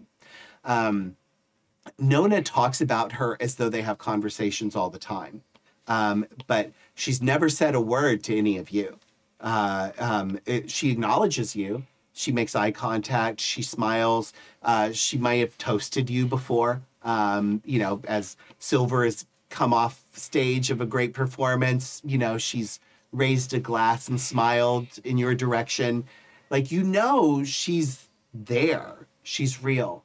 But she doesn't talk. She doesn't move. She doesn't change, except that her fashion changes. She's always in the latest fashion, but it's always a black evening gown of whatever the time period is. Now, most of you haven't been in the Mayflower Club for more than maybe a couple of years, so you haven't seen her clothes really change that much. But you've seen some photos. She's always there. And what you don't realize as people aware of the magical world is that for other people who are not aware of magic, she doesn't appear in their photos. But she's always there for you. You always see her. But she's always just kind of a quiet observer. And Nona, like when you ask Nona about her, if you do, Nona just kind of smiles, laughs it off, and says, "Oh, she's an old friend, dear," and that's it. And but the dealer is now sitting in the second stool closest to Olive Avenue. and Sister Madley sits there with her, her back to the rest of the club, sipping on her drink, which always seems to be the same drink, always about the same fullness. But the dealer is sitting next to her, and he's got his whiskey neat and his cigar billowing smoke out around him. He blows a couple of smoke rings, and you can hear you can hear his voice clearly, even from way across the room. He says, "Well, thanks for choosing," and he just swivels around to face the bar and ignore the rest of the night, and just smokes his cigar and drinks his whiskey. Is Sister Madley reacting to him being there? Since she, acknowledges people, you would think that if someone sat next to her, she would at least, nod. Does she seem to know that someone's there? Roll perception plus awareness. Okay.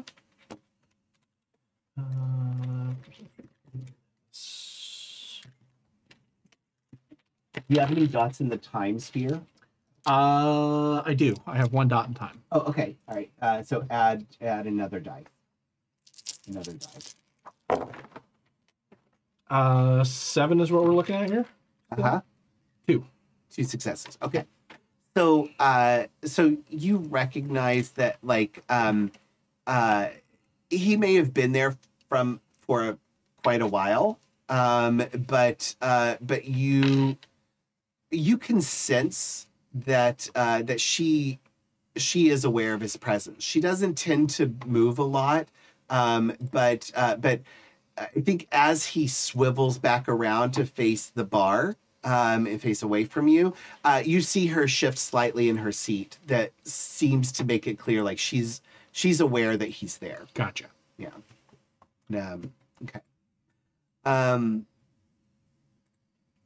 So let's see. Okay, trying to think of who I haven't seen as much of. I think probably so Evelyn. so you go up to the rooftop with Silver. Okay. So as the two of you get up to the rooftop, there's a nice little With our martinis. with your martinis, yes.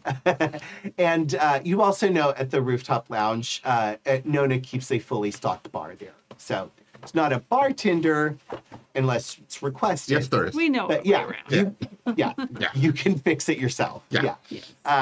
So there's whatever you want there. So I think so. Evelyn and Silver reach the top of the rooftop.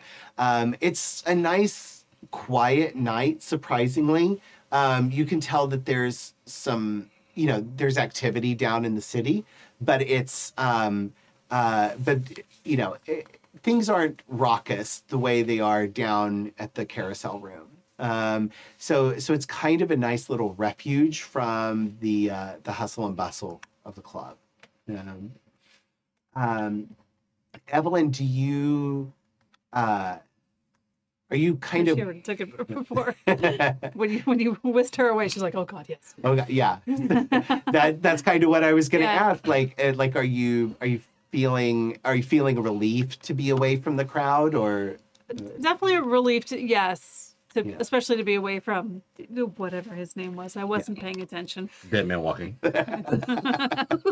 Well, she doesn't know that.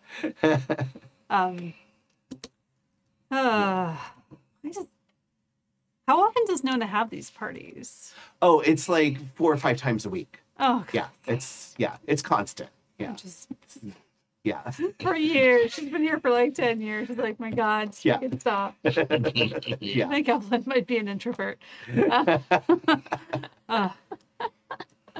just 4 times a week with that woman.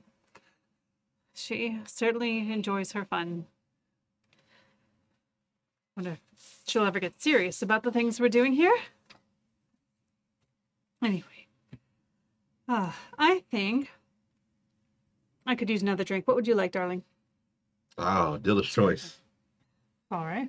Also, Nona's a pretty serious woman. She just also has her fun.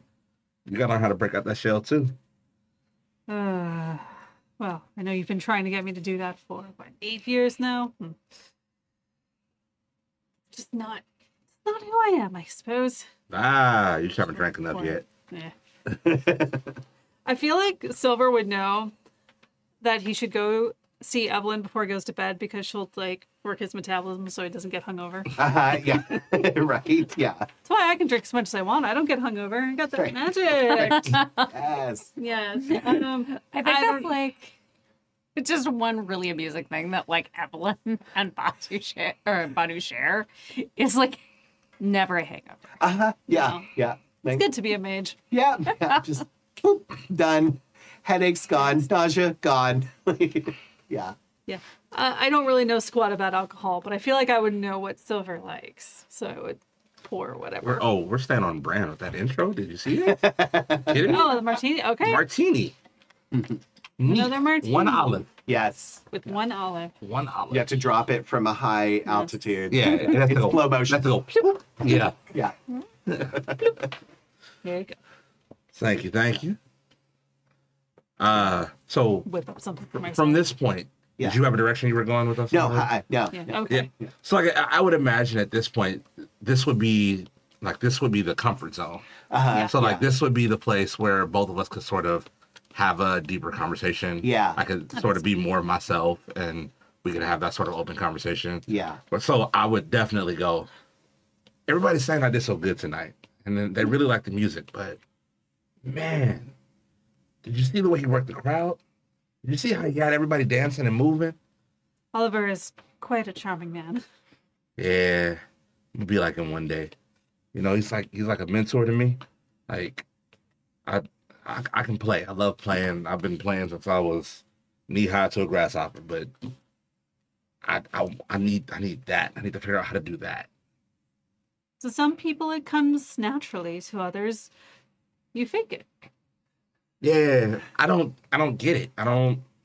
People, Well, from my studies in acting, let's call it. he knows that she is not an actress. He knows what she means for that. Sometimes you have to draw upon other feelings and other past experiences to find that emotion that you want to feel in order to bring it out. So say if you needed to cry on cue for a scene, you might think of your beloved childhood puppy and how it passed away so tragically when it ran into the street in front of an automobile. And then the tears just come.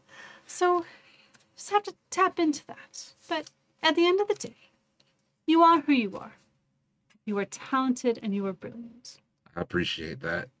Not a single person in that club that understands my childhood and my past. They don't know. They're just here for the fun. They're just here for the ride. They sing my praises, but I amount to a shiny toy, a little wind-up doll to them. They just like what they hear, and it helps their party. They're getting drunk, going to enjoy their night. Well, you're more than a shiny doll to me, my friend. That is why we drink together.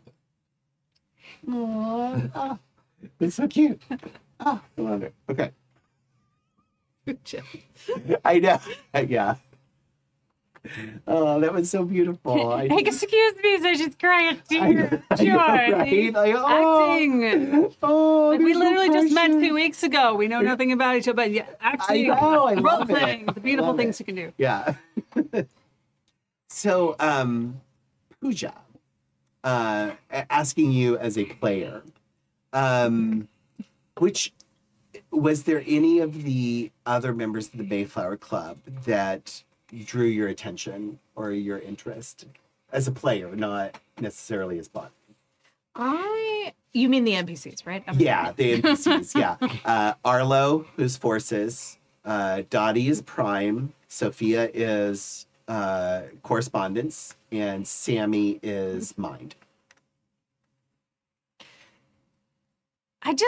Sammy is so young and fresh and Yeah. new with the baby face. Yes, yeah. Draws Right? me. Yeah. Baby face Sammy, we call him around Right? here. Yeah. I just can't help myself but Yeah. want to just He's a precious little nerd boy. Yeah. it's corrupt him just a little bit. Yeah, absolutely. So for our audience at home, he is. I posted a picture of Sammy, and it's the actor's name is Justin Lim. He plays. I'm blanking on the character's name, but he's the sibling that's dead in the Umbrella Academy. Oh, Yeah. oh, I know. You can Google it. Yes, somebody Google it. I'm blanking on his name, but anyway, Benny. Benny. yes, Ben, yes. Yeah. And there was like this picture of him like with glasses on in a suit reading a little book, and I was like, oh my god, this is precious. Like, yeah, that's our icon of mind. So Benny is the newest member of the or not Benny, Sammy. Sammy. Damn it. Names are difficult. These are strong. I'm sorry, I am a little tipsy. Spoiler alert. So Sammy actually comes over and kind of quietly sits down with Banu and your personal entourage. Sammy is the newest member of the Mayflower Club. You only inducted him about 3 or 4 weeks ago. Sammy came over directly from China. And as you learned a little bit more about him, you learned that he was a young professor there, teaching psychology and psychoanalysis. But he has keen understanding of the human mind and how it works, and also very strong magic, particularly with the mind sphere and understanding how thoughts impact reality.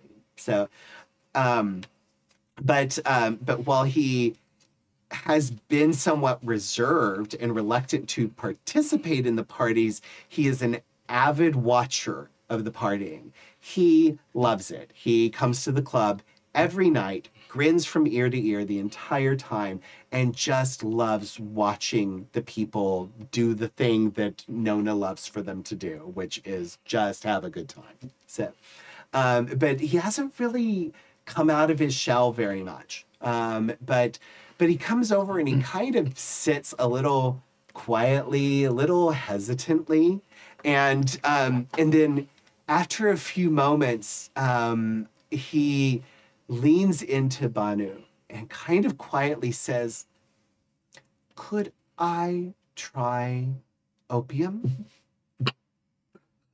Darling, you can try anything your heart desires. Tonight, opium is on offer. And he just smiles, and you can see like his cheeks flush, he's like, "Oh my God, I'm gonna do this, and then he like reaches for the pipe, and I just put my fingertips on his hand, and I inhale from the shivers a little bit actually, and I inhale from the pipe and just lean in close. Oh, he shotguns for his first one. And I breathe the smoke yes directly into Sammy's mouth. That's Wait, so I have good. to know. Like open air or like kiss of death, mouth to mouth?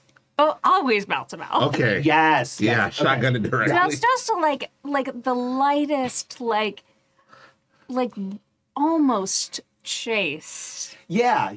touch of Yeah, our lips. And you can, I mean, you would have to be really obtuse to think that he didn't consent to that. Like this was his moment of like, I'm ready. Let me experience a sensation. So yeah. Please tell me afterward he comes back with the whole, "May I have some more, please?" More? You want more? Making the puckering lips. Right? So I want you to roll charisma plus plus empathy. Charisma plus empathy. Might I try some of your opium, please? I just have this horrible image of Barney from The Simpsons, who was like completely straight laced and totally fine until he had that first beer. Right? Yeah. And that is 4 successes. Ooh. Okay. All right. So. That Yeah. it's always the one that brings them down. Yes, yeah. And you sense like, as you breathe the smoke into his mouth and you feel and you tell me whether it's an intentional thing that you're doing or if it's just something you're experiencing, but time slows and the moment just stretches. Oh, I'm definitely doing it out. You're doing it on purpose. Okay. It's his first time. Yeah. We need to savor it. Yeah. And everything feels so intense. And you can just sense his excitement and his intrigue at this. And and you sort of sense so much about his personality and his history, and you realize he is a very reserved person for his whole life. This is the kid who was shy at 2 years old. He has never done anything indulgent in his entire life until this moment, and you stretch it out and make it feel like the most monumental thing he's ever done, and you can feel just that very light touch as he just very gingerly places his fingers on your cheek, and you just feel the opium and your breath enter his lungs, and so this is it's funny. This is super hot, and it's not even sexual. I know. I'll be in my bunk. I know. Right? I'm like, oh, this is that first time I kissed a boy. Oh yeah, this. But yeah, it's and you feel an openness from him that you've known before has not been available, right? you're not ignorant about how people work, okay? And this is a moment that will live in his memory forever. He will never forget the sensations of this moment. And so you break away, and he kind of sinks back, and he actually just kind of like sinks into Thomas's like just sinks against Thomas, like just kind of leaning on him for support, and Thomas just like puts an arm around him and just like, you know, hands him a little, it lets him sip from his drink. And you hear Sammy's voice in your mind, and not physically spoken, but you just hear in his mind, just from his mind, you know that like to him it's like in his mind it's spoken as Mandarin, but you understand it, and it's just this sincere expression of gratitude and appreciation. And I said back, it's just like, this is just the beginning.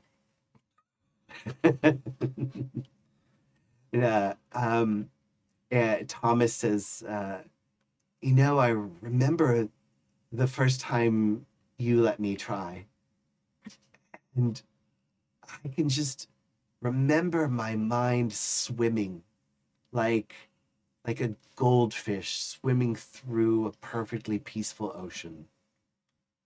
And you see an image that Sammy is projecting from his mind of like fish swimming in this like beautiful, like, you know how schools of fish will just sort of undulate as a group? Yeah. So like, and like your other compatriots, they're kind of like baked, you know, but there's just this beautiful moment of bonding between you and Sammy, and Thomas is sort of like your grounding, you know.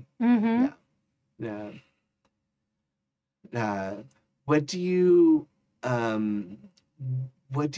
do next? I think that it's like a little pocket of just the three of us.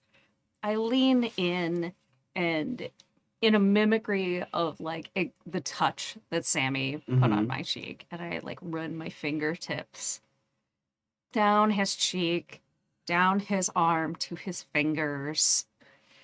And we just like go into this, you know, the three of us. Yeah. Because Thomas is kind of like halfway there just all the time. Right, yeah. That it's just this moment. It's both the beginning, a prelude, and the eternity of it. Like I've stretched out this feeling as long as we can. Yeah. So that we can live in this moment together. The three of us. Yeah. Nice. I like that. Yeah. So the three of you kind of just settle in there, and I think you sort of see you sort of perceive time as it's flowing through the three of you, and the interactions that could happen over the course of your future as friends, you know,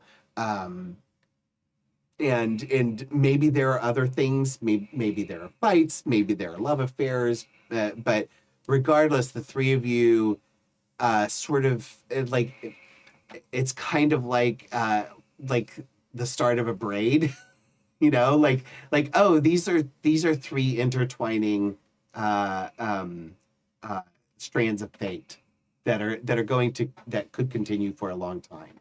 So and what they become may be very different from what's expected, but they're certainly real and certainly having an impact, going to have an impact on all three of your lives.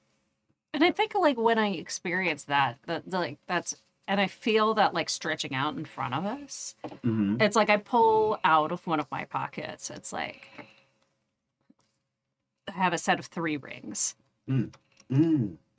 Just simple braided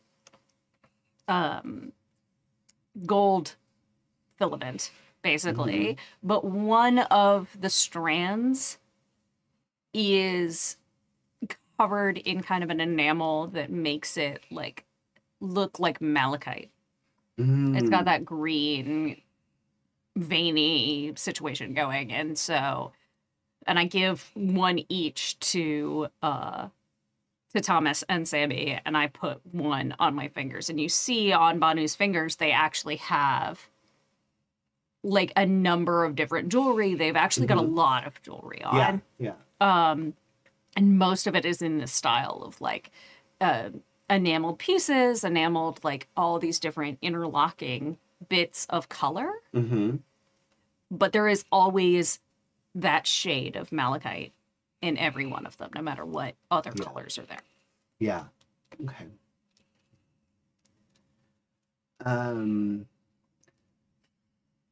As Evelyn and Silver are relaxing on the rooftop, having what are some of the things you talk about as you're conversing up there in your solitude?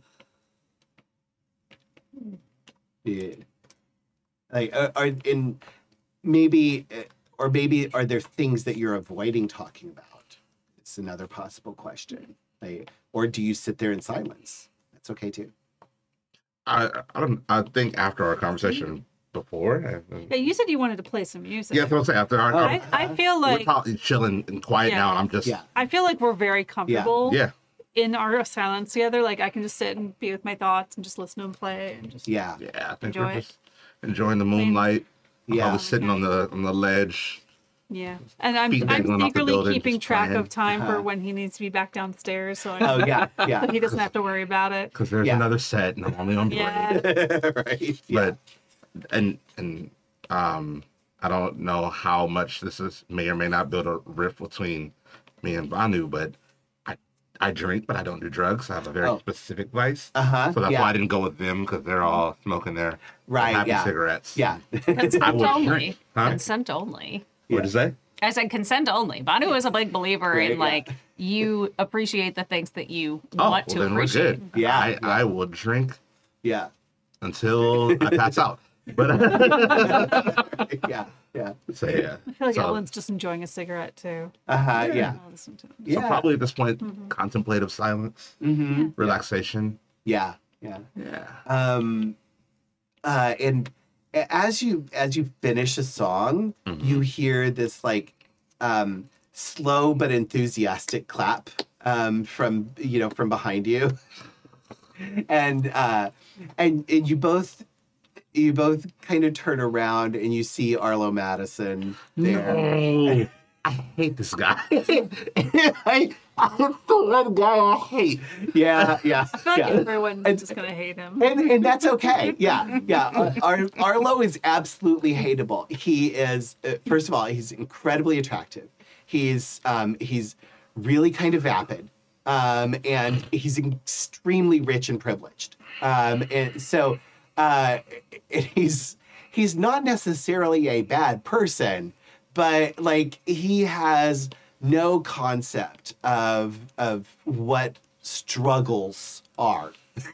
He's like, Not like us. And to Adam's credit, he made all of this come across very clearly in a very short description.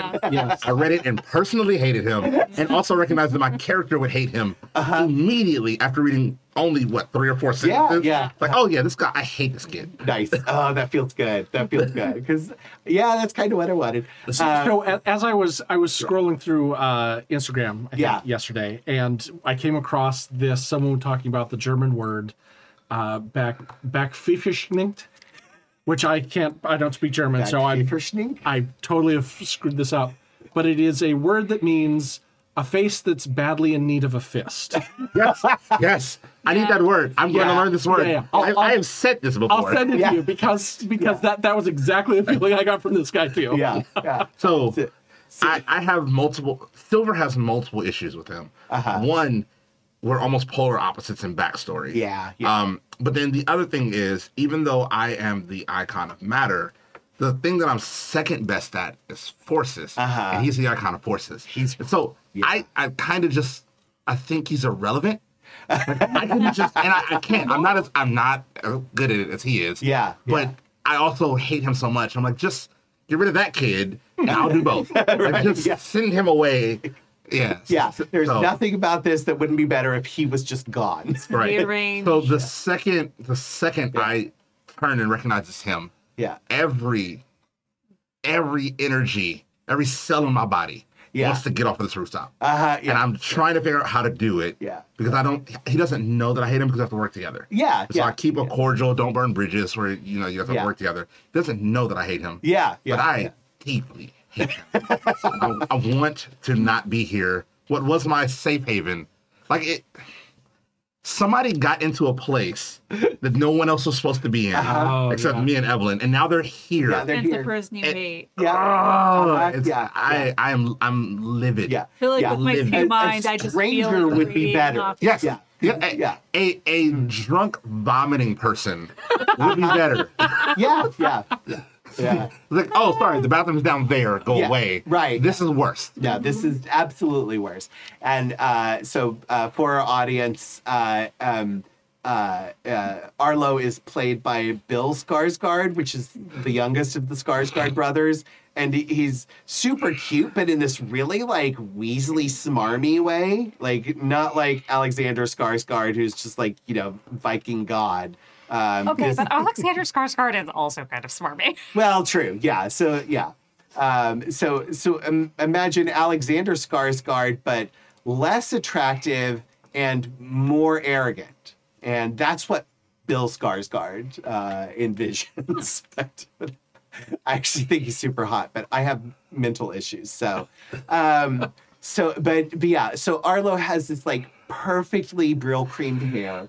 And as he's clapping, he's doing that thing where he's got the cigarette in his mouth and he's smoking, like taking drags in and letting them out without moving the cigarette from his mouth, without touching it with his hands. Those of you observed smokers, you know what I'm talking about. But he's just doing this clap and he's like, that is solid, man. That is just so solid. You can swing like nobody else, man. Like, Silver, you got a gift. Can I read him to see if he's being sincere or if he's just like being an asshole? And Roll. I'm glad you care. Perception plus empathy. So where are we gonna get another forces icon? This guy's going off the roof. No, he doesn't know that I hate him. He doesn't. Yeah. I'm not that bold. No. And he's not perceptive enough to recognize whether or not anybody hates it. That's the worst part about these kind of assholes. Yeah. They don't even. They're the last ones to know that they're assholes. No, he thinks he's cool. He thinks you love him. Yeah. Why wouldn't you? You would be surprised how often that happens in real life. I got no successes either. That's No my, successes? greatest No, I had a fear. success and a 1, so it canceled. Oh, so it just canceled out. So, Okay. yeah. All right. So It's just good at being smarmy. yeah. So you can't really tell whether he's sincere or not. You're usually pretty good at reading people, but you've had a few martinis at this point, and Quite a few. And he's also like, he's stupidly charming. Like, I hate that I find yeah, him some charming. people see through him, but yeah, right? Yeah, you're like, I would totally have sex with you, but how dare you? Yeah. Like, I know people like this. yeah, I know. Yeah. Yeah. It's 90% of the people I've been attracted to my Yeah. entire life. I Yep. get it. They have that high charisma, naturally. And Yeah. it's like, why? Yeah. I would So the totally kids have call sex Riz. with you, but also I would deny that we ever touched Yes. later. Yeah. Yep. And I mean, like, this is a weakness that some of us have. It's, it's what we live with. So I would turn around to him and just go, "Thanks, Arlo. I appreciate it." Yeah, you're welcome, Cat. You're welcome. Yeah. He uses jazz slang without any awareness of how awkward he sounds. You're doing it loud and clear. Yeah. Yep. Yeah. Arlo, how much have you had to drink tonight? I'm pretty toasted. I just came up here to get some fresh air as he takes a drag off his cigarette. Okay, the second he does that, I go, oh, well, I gotta go down and get ready for the next set. Right, your next set. Righteous. Yeah. So I'll catch you later, man. Nice seeing you. And walk right past him. Immediately. As fast as possible without making it awkward. Okay, sorry. I'm gonna make you roll on this. Let's see if you can anything. Yeah. He's drunk. He's overconfident. So I'm going to give you a -2 on the difficulty. So you only need 5. Okay. Roll charisma plus subterfuge. All right. Just want to see if he picks up on it or not. Where is okay.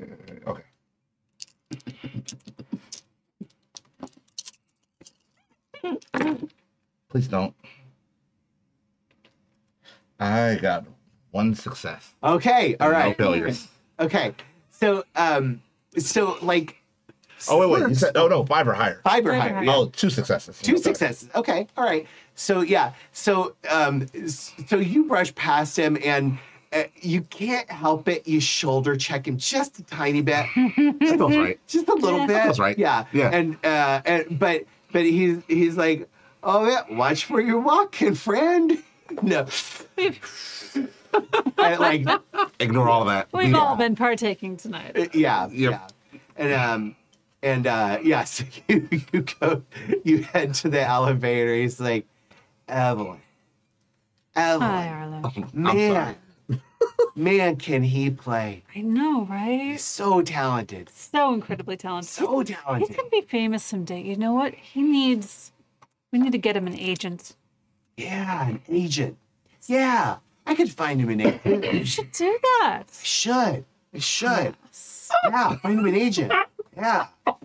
Oh, that'd be great. That's great. You doing okay? How you feeling? I'm doing great. I just came up to get some fresh air myself. Me too. Never mind. You might be right. Yes, we both in him. I might shoot this kid. Yeah. I tell you, it's a good party tonight. It's going to be a great one tomorrow too. Yeah. Again. Yeah. Oh, you don't find that they just kind of blend all together when we do this so often? No, because I'm flirting with different people every night. Oh, good for you. You should have yourself a little fun. Like, take somebody up to your apartment and, You say that like I never have. Yeah. Just because you don't see it. Oh. Yeah. And he looks like genuinely surprised. Like, oh my God, Evelyn does stuff? Yeah. When you look this good, darling. Oh. All right. Well, I'm going to stay up here and get some fresh air and just sober up a little bit. All right? Yeah. Has anyone down there caught your eye this evening? Yeah, 2 or 3. Yeah. But I don't know. Might take all 3 of them home. But or pick and choose. Yeah. There's always tomorrow. There's always tomorrow. No. Yeah. On that note, I will strut. And he Get away. goes to toast you, but you're already gone, and he's just like toasting air. You're just like, oh. Right on, bro. Right on, bro. Yeah. Oh, left me hanging. Yeah. In modern terminology, he would absolutely be a bro dude. So, Hey, fraternities are big in the 40s, so Right, he yeah. certainly would be. right. Yeah. He is absolutely a frat boy Yeah. Absolutely. because you got to meet all the right people and have all the right connections. Yeah. Okay. GM needs a quick bathroom break. Okay. So talk amongst yourselves, and we'll be back in just a moment.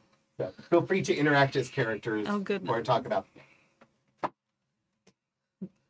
on downstairs. We could shoot him, right? Wait, is that a meta conversation or is this an in-game conversation? He's not here. I feel comfortable having this. I mean, we could make it look like an accident.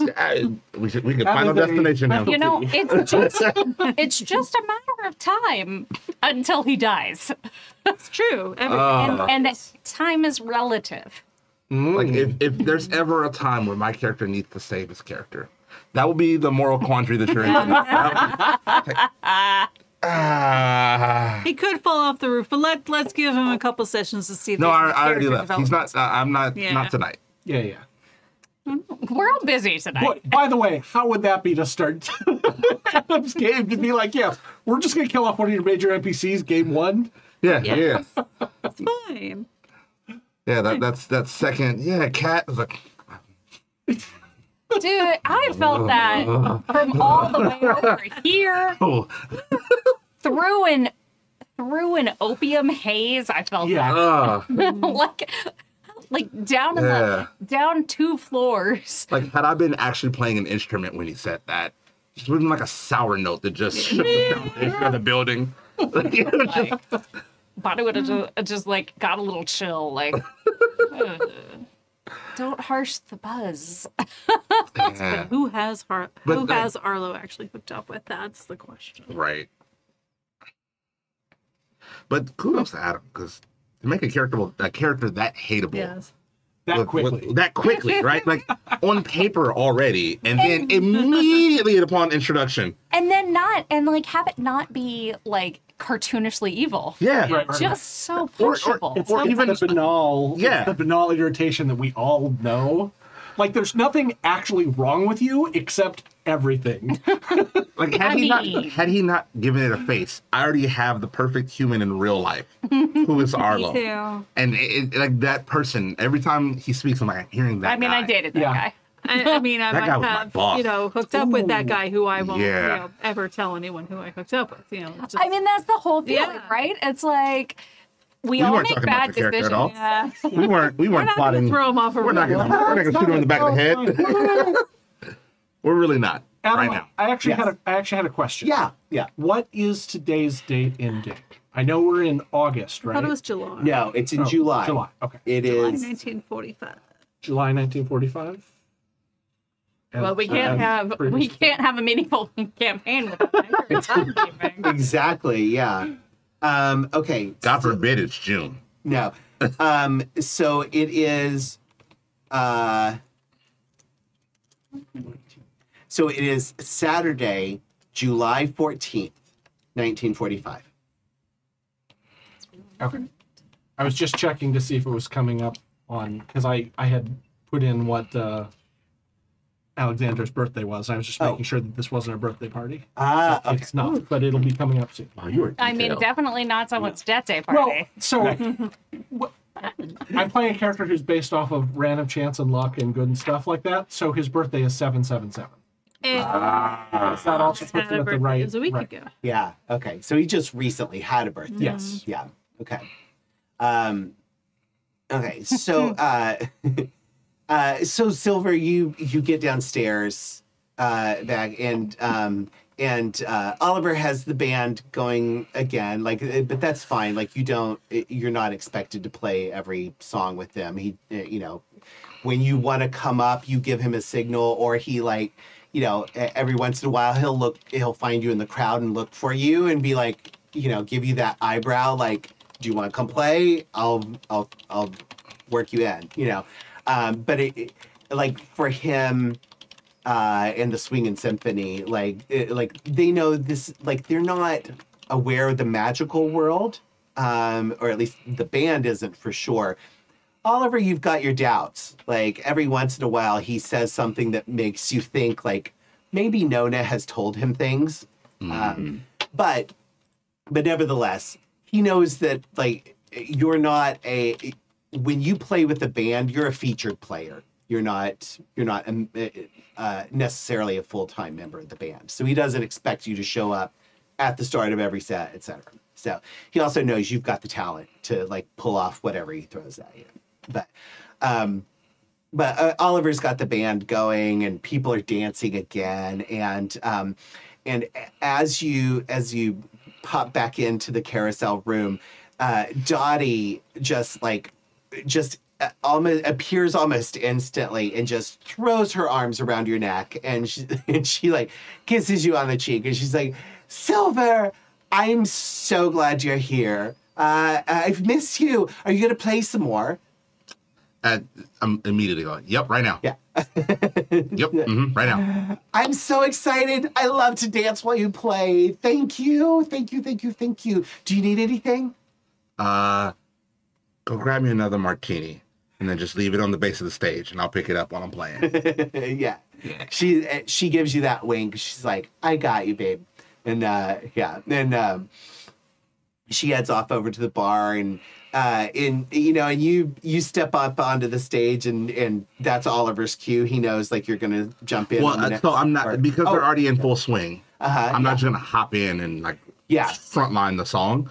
Yeah. So since I'm just gonna like vibe in while they're playing, I just pull out the harmonica and harmonize behind them. Oh, okay. So I'm playing more of a backline player right now. Yeah. Okay. Yeah. All right. Yeah.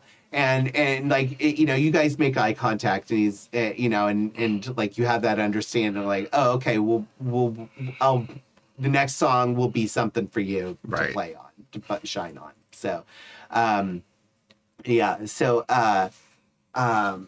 Alexander, so you've had your draws from the three candidates. What else are you doing? Or are you going to try and figure out anything more about this, or are you just going to enjoy yourself and let fate play out? I'm definitely trying to see what the situation is, or get a clue about that. So I'm always trying to find out.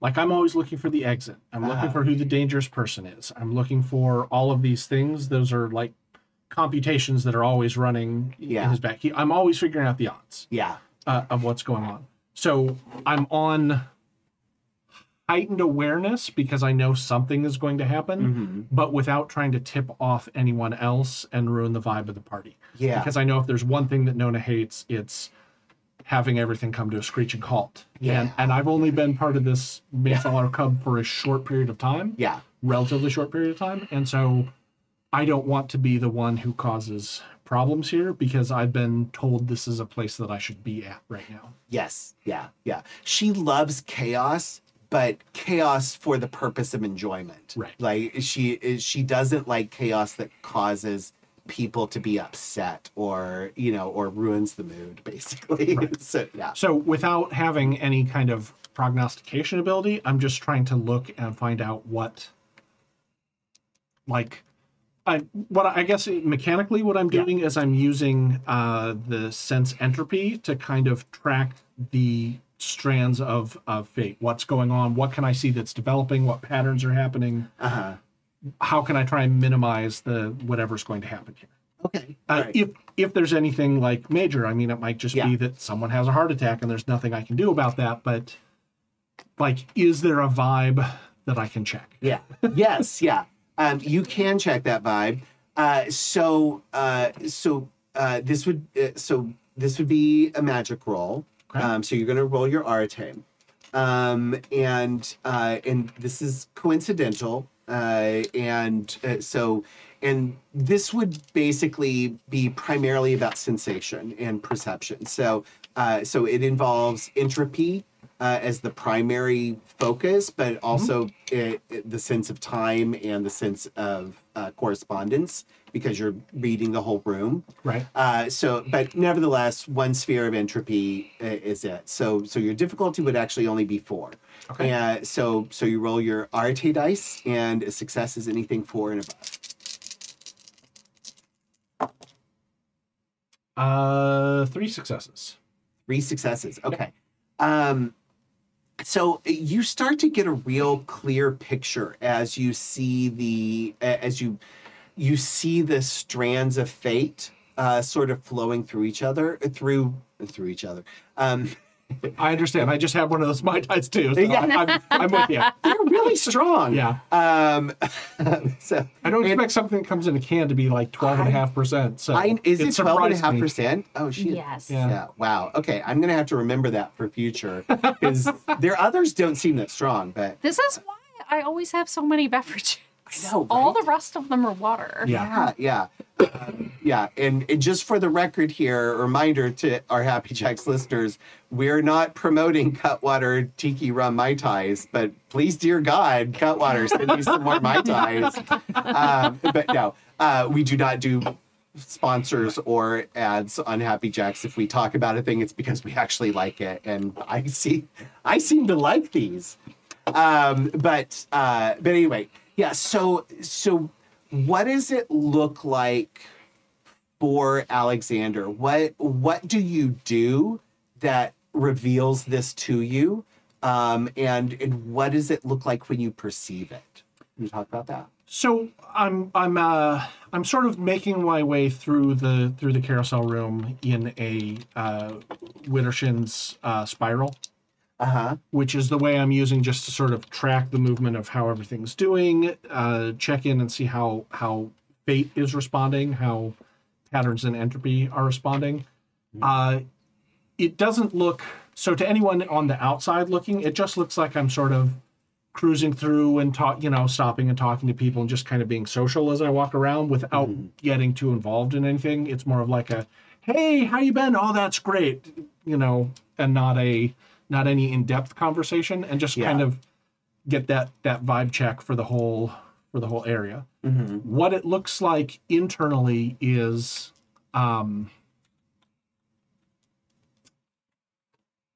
I think it's like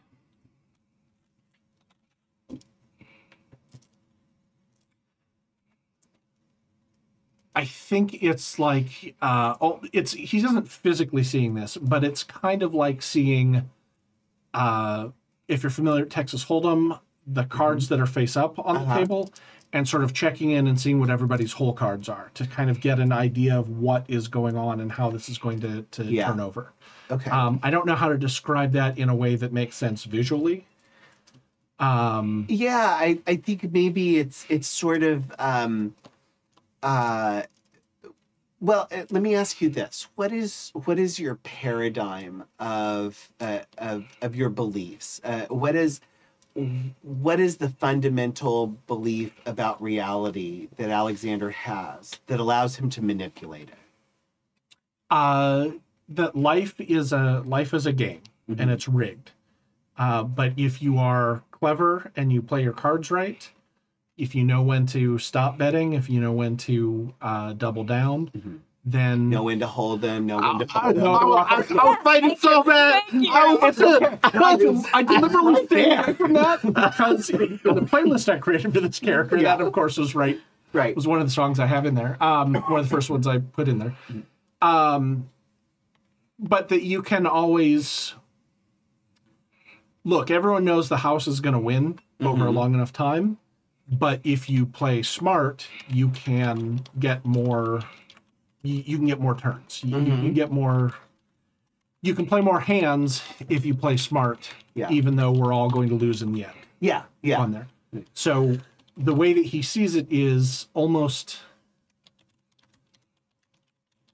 like he's not above cheating in this, and his ultimate goal would be just like in terms of like a snapshot mentally, his idea of ascension is beating the house. And getting off of the roulette wheel. On there.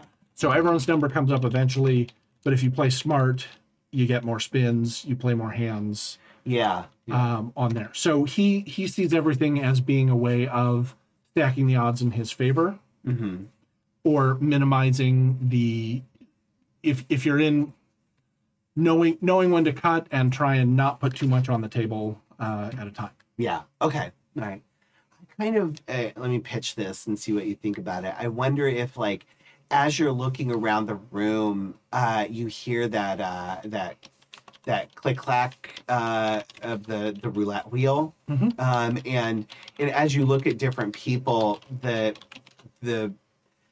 the speed of it and the pitch of it hitting the metal ball hitting the little ridges and all that.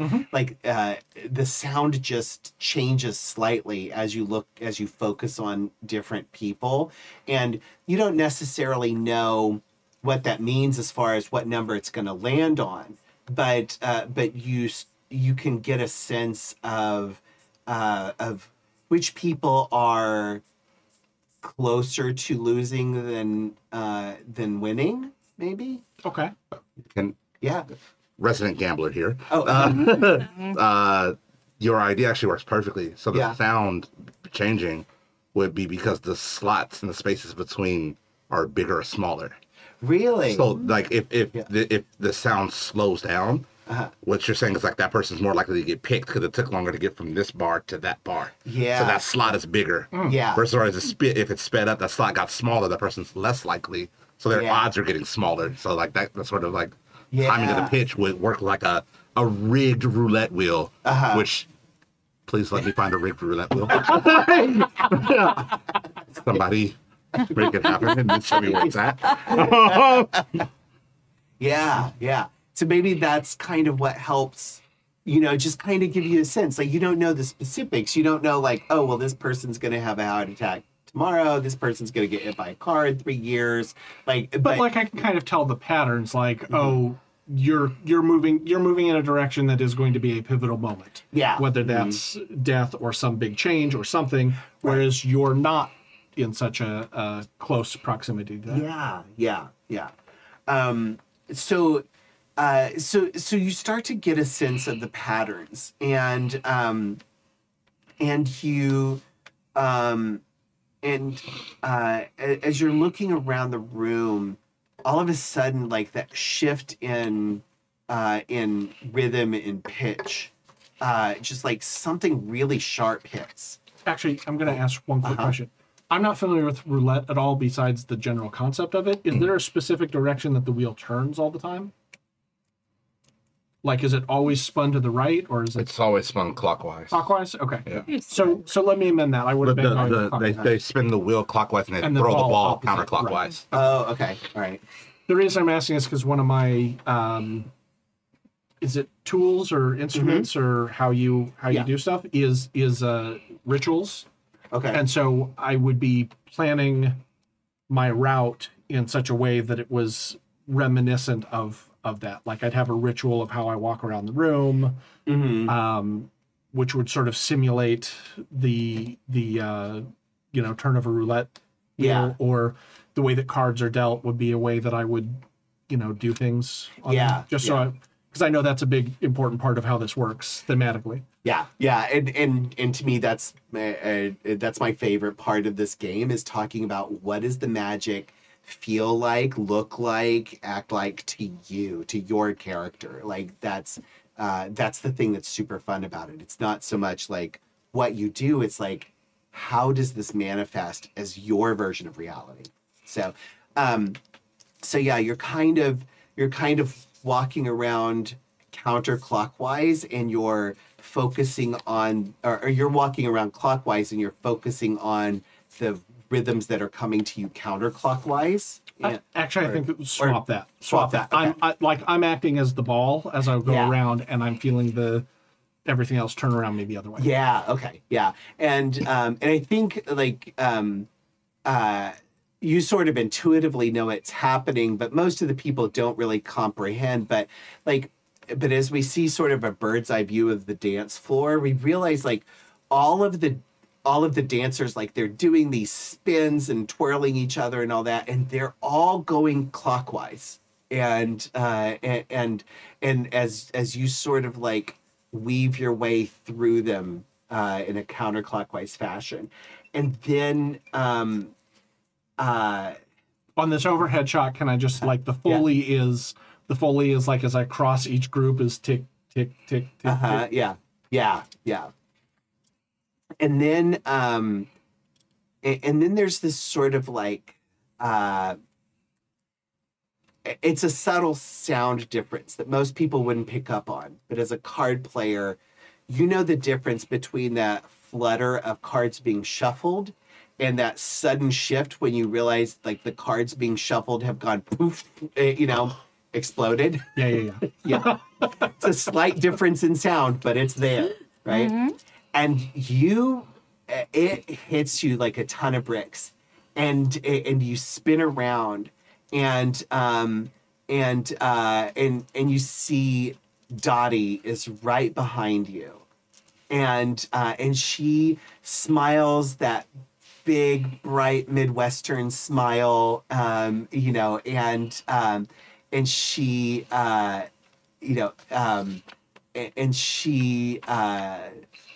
she just kind of reaches out and she just boops your nose. And then she, just does a little grin and a wink, and then she heads off to the bar. But that sound chilled you to the bone. And yeah. I do a quick look to where she came from, and then spin around and start following her. Okay. So she just came from like over by the door, by the main door, and she's heading over to the bar.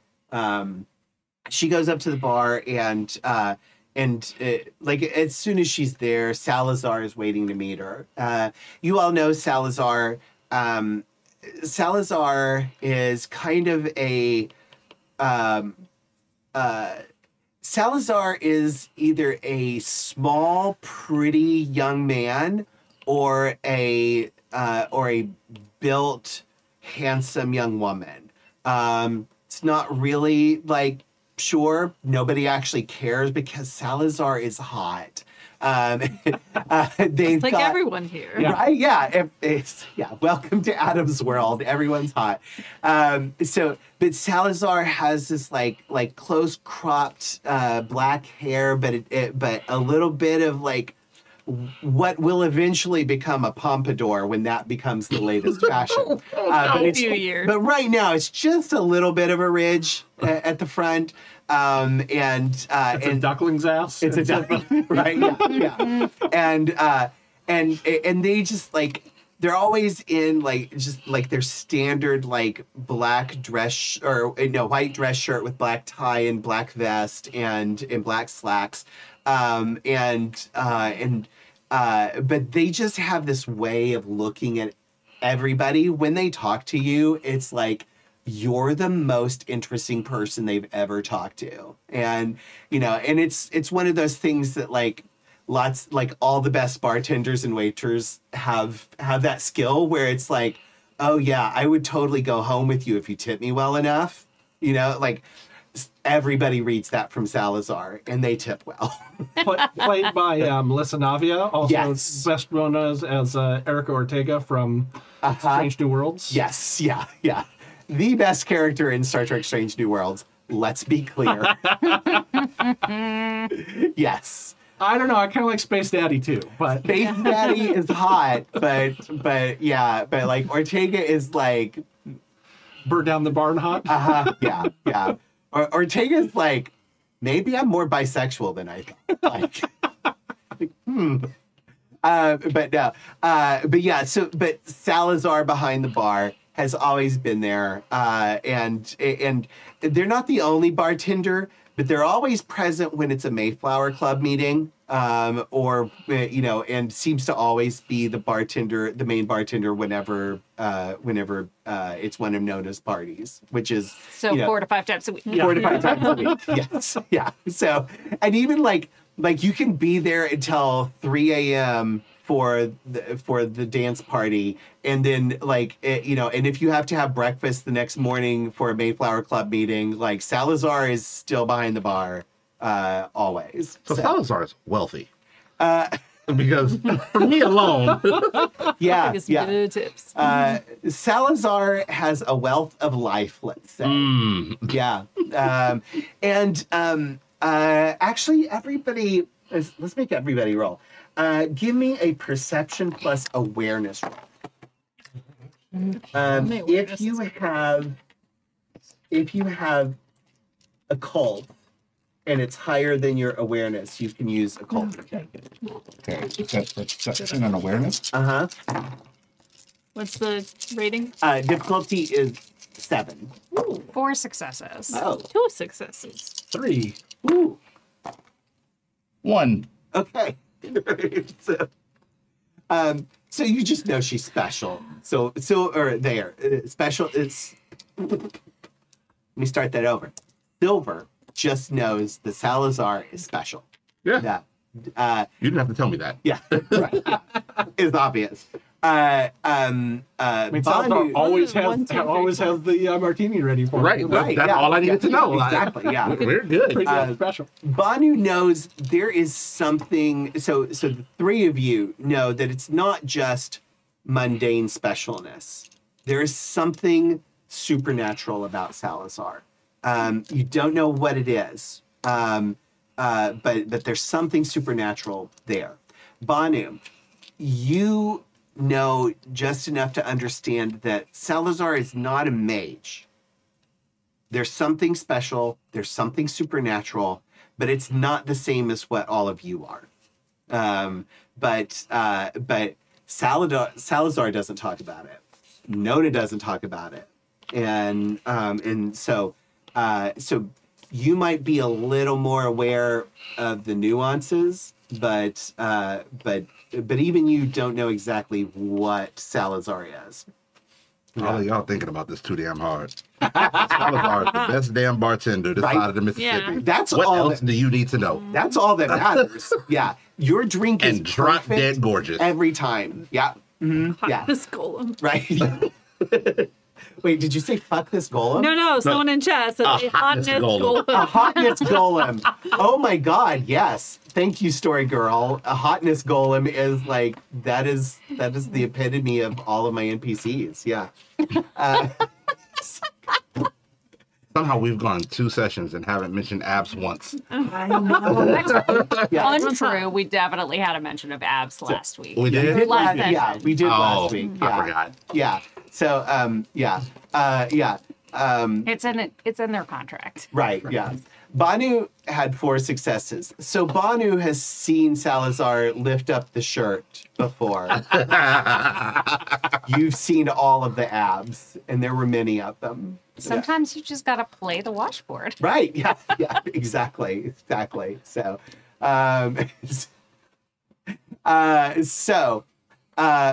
but Salazar is right there waiting for Dottie as she gets up to the bar, and Dottie orders a drink for herself, a gin spritzer. I don't even know if that's a thing. That's just what came to mind. It is what it is now. A gin spritzer. It's a thing at the carousel room. Yeah. Gin spritzers are all the rage. And in a martini for DGINN.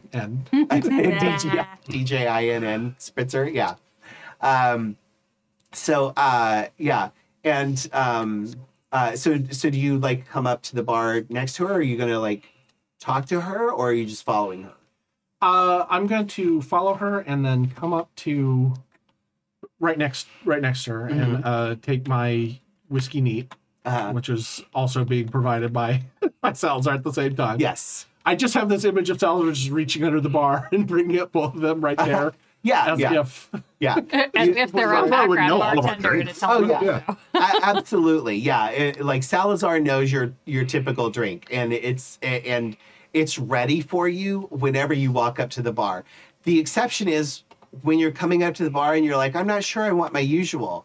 For some reason, Salazar just doesn't have it ready as soon as you get there, and waits for you to say what you want. Yeah, best bartender ever. Yeah. So we Salazar pay them the behind the big bar. bucks. Very important. Superstar. Yeah. so. I'll go. I'll sit right next to Dottie and say. So. Just A needle pulling thread? Just a leading. Oh, thank you. I walk right into that. How you doing tonight, hon? Well, I'd be better if I didn't know something was going to happen. Do No. Something's gonna happen? Like, you mean like a good thing or like a bad thing? Probably not a good thing. Oh, that's a bummer. You booped my nose right at the moment where I was just about to get something. Oh, I'm sorry. you Did I know? throw you off your game? I just thought you might know something. Oh, well, I know you got a cute nodum. And she whips her nose again. No. Thanks. Alexander, you gotta lighten up. Things aren't as bad as they seem. You always look so dour, so down. Just if you follow the lines long enough, they always end. Well, yeah, but sometimes at the end there's a pot of gold. And most of the time there's not. Maybe you're following the wrong lines. Maybe I am. And I will turn and prop my elbows on the bar and start looking out at the party again, still observant. Yeah. She kind of mimics the same thing, kind of props her elbows on the bar and kind of watches with you. And she says, they're all pretty magical, aren't they? All of them. They're just kind of like fireflies. They're just out there and they don't even know how much light they're making. How pretty they're making the stars. How pretty they're making the evening. That's a nice way to look at it. Yeah, isn't it? I like nice things. Well, let's. How long has Dottie been here? Dottie's one of the newer members. She's maybe been here about maybe like a year or two. Okay. So I think that's more than Alexander. I think he's about 6 to 9 months. Okay, so fairly recent. Right. Yeah. So she would have been a fixture when he was already. Yeah. Mm-hmm. Yeah. When he showed up. Yeah. Well, let's hope what we're building here can help everyone shine like a firefly. Oh, absolutely. We're going to build something beautiful here. I believe in Nona. All this talk she has about making things peaceful, making things better. It's gonna be wonderful. You're gonna see. There's no reason to be so down all the time. Things are looking up. Don't you worry none. All right. And she reaches into her little purse and she pulls out a little tin and she pops it up and she says, peppermint? Well, I've been taught that anytime anyone offers me a mint, they're probably saying something subtle. So, yeah. Well, maybe I'm just saying I'd like to give you something. I'm going to give this money to Silver after his number. But it's good to see you. And you. Just keep your eye out, would you? All right. I'll keep my eye out. You keep your smile out. Got it, soldier? I give the little half salute. Yeah. Yeah. And she gives you her little head toss, wink, and a smile, and grabs her drink and Silver's and heads back over. She just sort of weaves through the dance floor effortlessly, taking the drink back to back up to the stage. Yeah. So.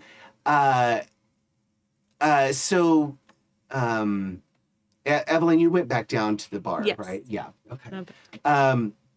So party continues. Just around 11:30, Nona takes the stage, and in her bubbly, effervescent Sally Bowles way, she, thanks everybody for coming and just kind of gives a little pep talk, dance, drink, enjoy the night. We're all here to have a good time, and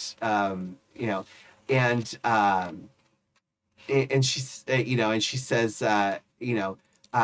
join us here. Tomorrow we're going to have, as always, we're going to have another great night. Oliver Gordy and the Swingin' Symphony are going to be back, along with Silver, and everybody applauds. And as she's talking,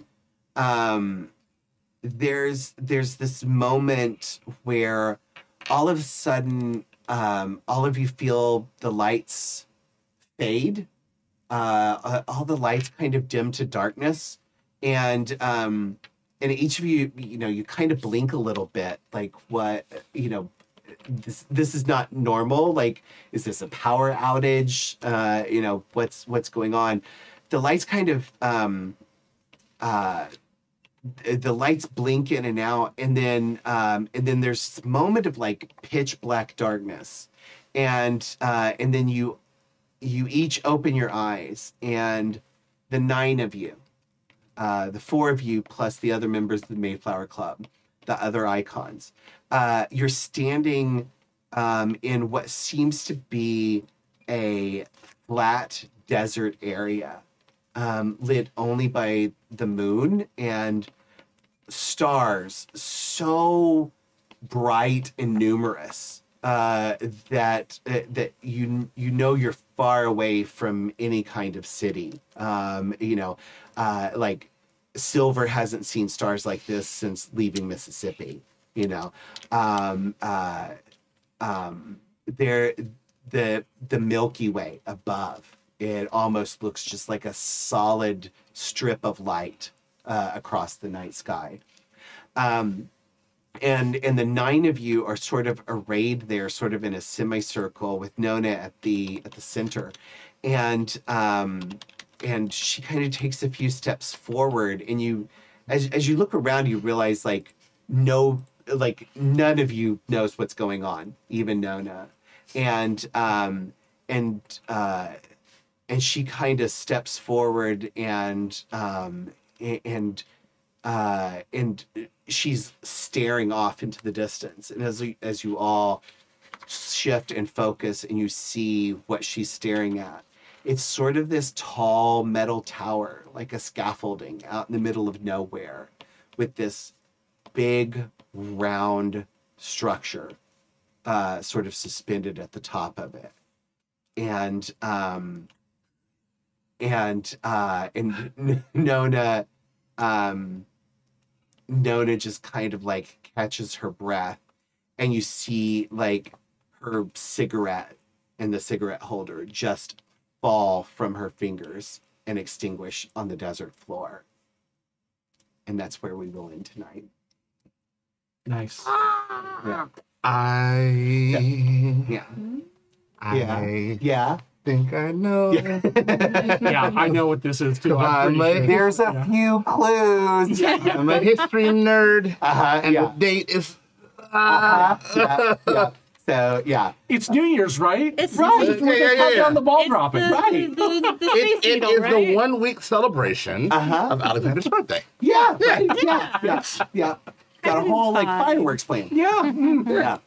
Nothing bad. Right. Nothing bad at all. What could possibly happen that's bad? Yeah, I'm sure things are fine. It's July probably okay. 1945. Yeah. There's no issue. Right. Yeah. Thank you to all of our audience for watching. We're really glad you joined us. I hope you enjoyed it. Nona hopes you enjoyed it too, as do I and all of our players. I'd like to thank our chat mods. Thank you, James V, I believe, is our chat mod tonight. Yes, thank you, James V, for keeping our chat a safe place for people to interact and join us in enjoying this thing that we all love. Thank you to our amazing Patreons who keep us ad-free and independent. It's because of you that we are able to play games we enjoy without worrying about publishing companies or system popularity. You can join their heroic ranks at happyjacks.org/Patreon. And I'm one of them, so you should be too. Also, if you're a Patreon, you can enjoy our monthly new series called Nerding Out, where we just get together and talk about stuff that we love for an hour or more. Or in some cases, hate. Or in some cases, hate. Yes, yeah, that's fine. Venting can be cathartic. Oh yeah, absolutely. Yeah, we have lots planned. We did one in October about costumes. They did. I don't remember what the November one was, but they just did one for December about Disneyland. We have more planned. I'm personally very excited about all the Star Trek ones. But anyway. But that's if you join us on Patreon, you can get part of that, as well as access to exclusive interviews with our game designers of the month, indie game designers of the month, etc. So look in the chat. James V will post all of the cool stuff. You can find this program at happyjacks.org/Trinity's Wake. And you can find all of our other shows at happyjacks.org/shows. Did I say that right? Yeah, pretty good. All right. Yeah. Okay. All right. So I am Adam. You can find me on the socials at Hubuk, HOOBUK, except on a few of them where I have to go with an extra O in Hubuk. So come find me on Instagram. I talk about nerd shit, the entertainment industry, labor unions, gay stuff, nerd stuff, native stuff, and cats, and politics. So that's me. Let's go over here. And Dion, you want to say bye to the people and introduce yourself? Goodbye, everyone. I have been Dion, and it's been a pleasure. You can find me on the internet in most places at Delta Echo 7792, although it's just pictures of my kid and my family. Yeah. So nothing interesting or important. Just if you want to. The best. Been a nice chill hang. Yeah. It's been a pleasure. Have a wonderful night. Thank you. Courtney? I was Courtney, and where to find me on socials? I guess I'm on TikTok at Vampire Corgi. I don't post much, but when I do, it's about playing the hurdy-gurdy. Otherwise, like you did for The Witcher. Like I did for The Witcher, like a year ago. I actually posted the clips from that on there.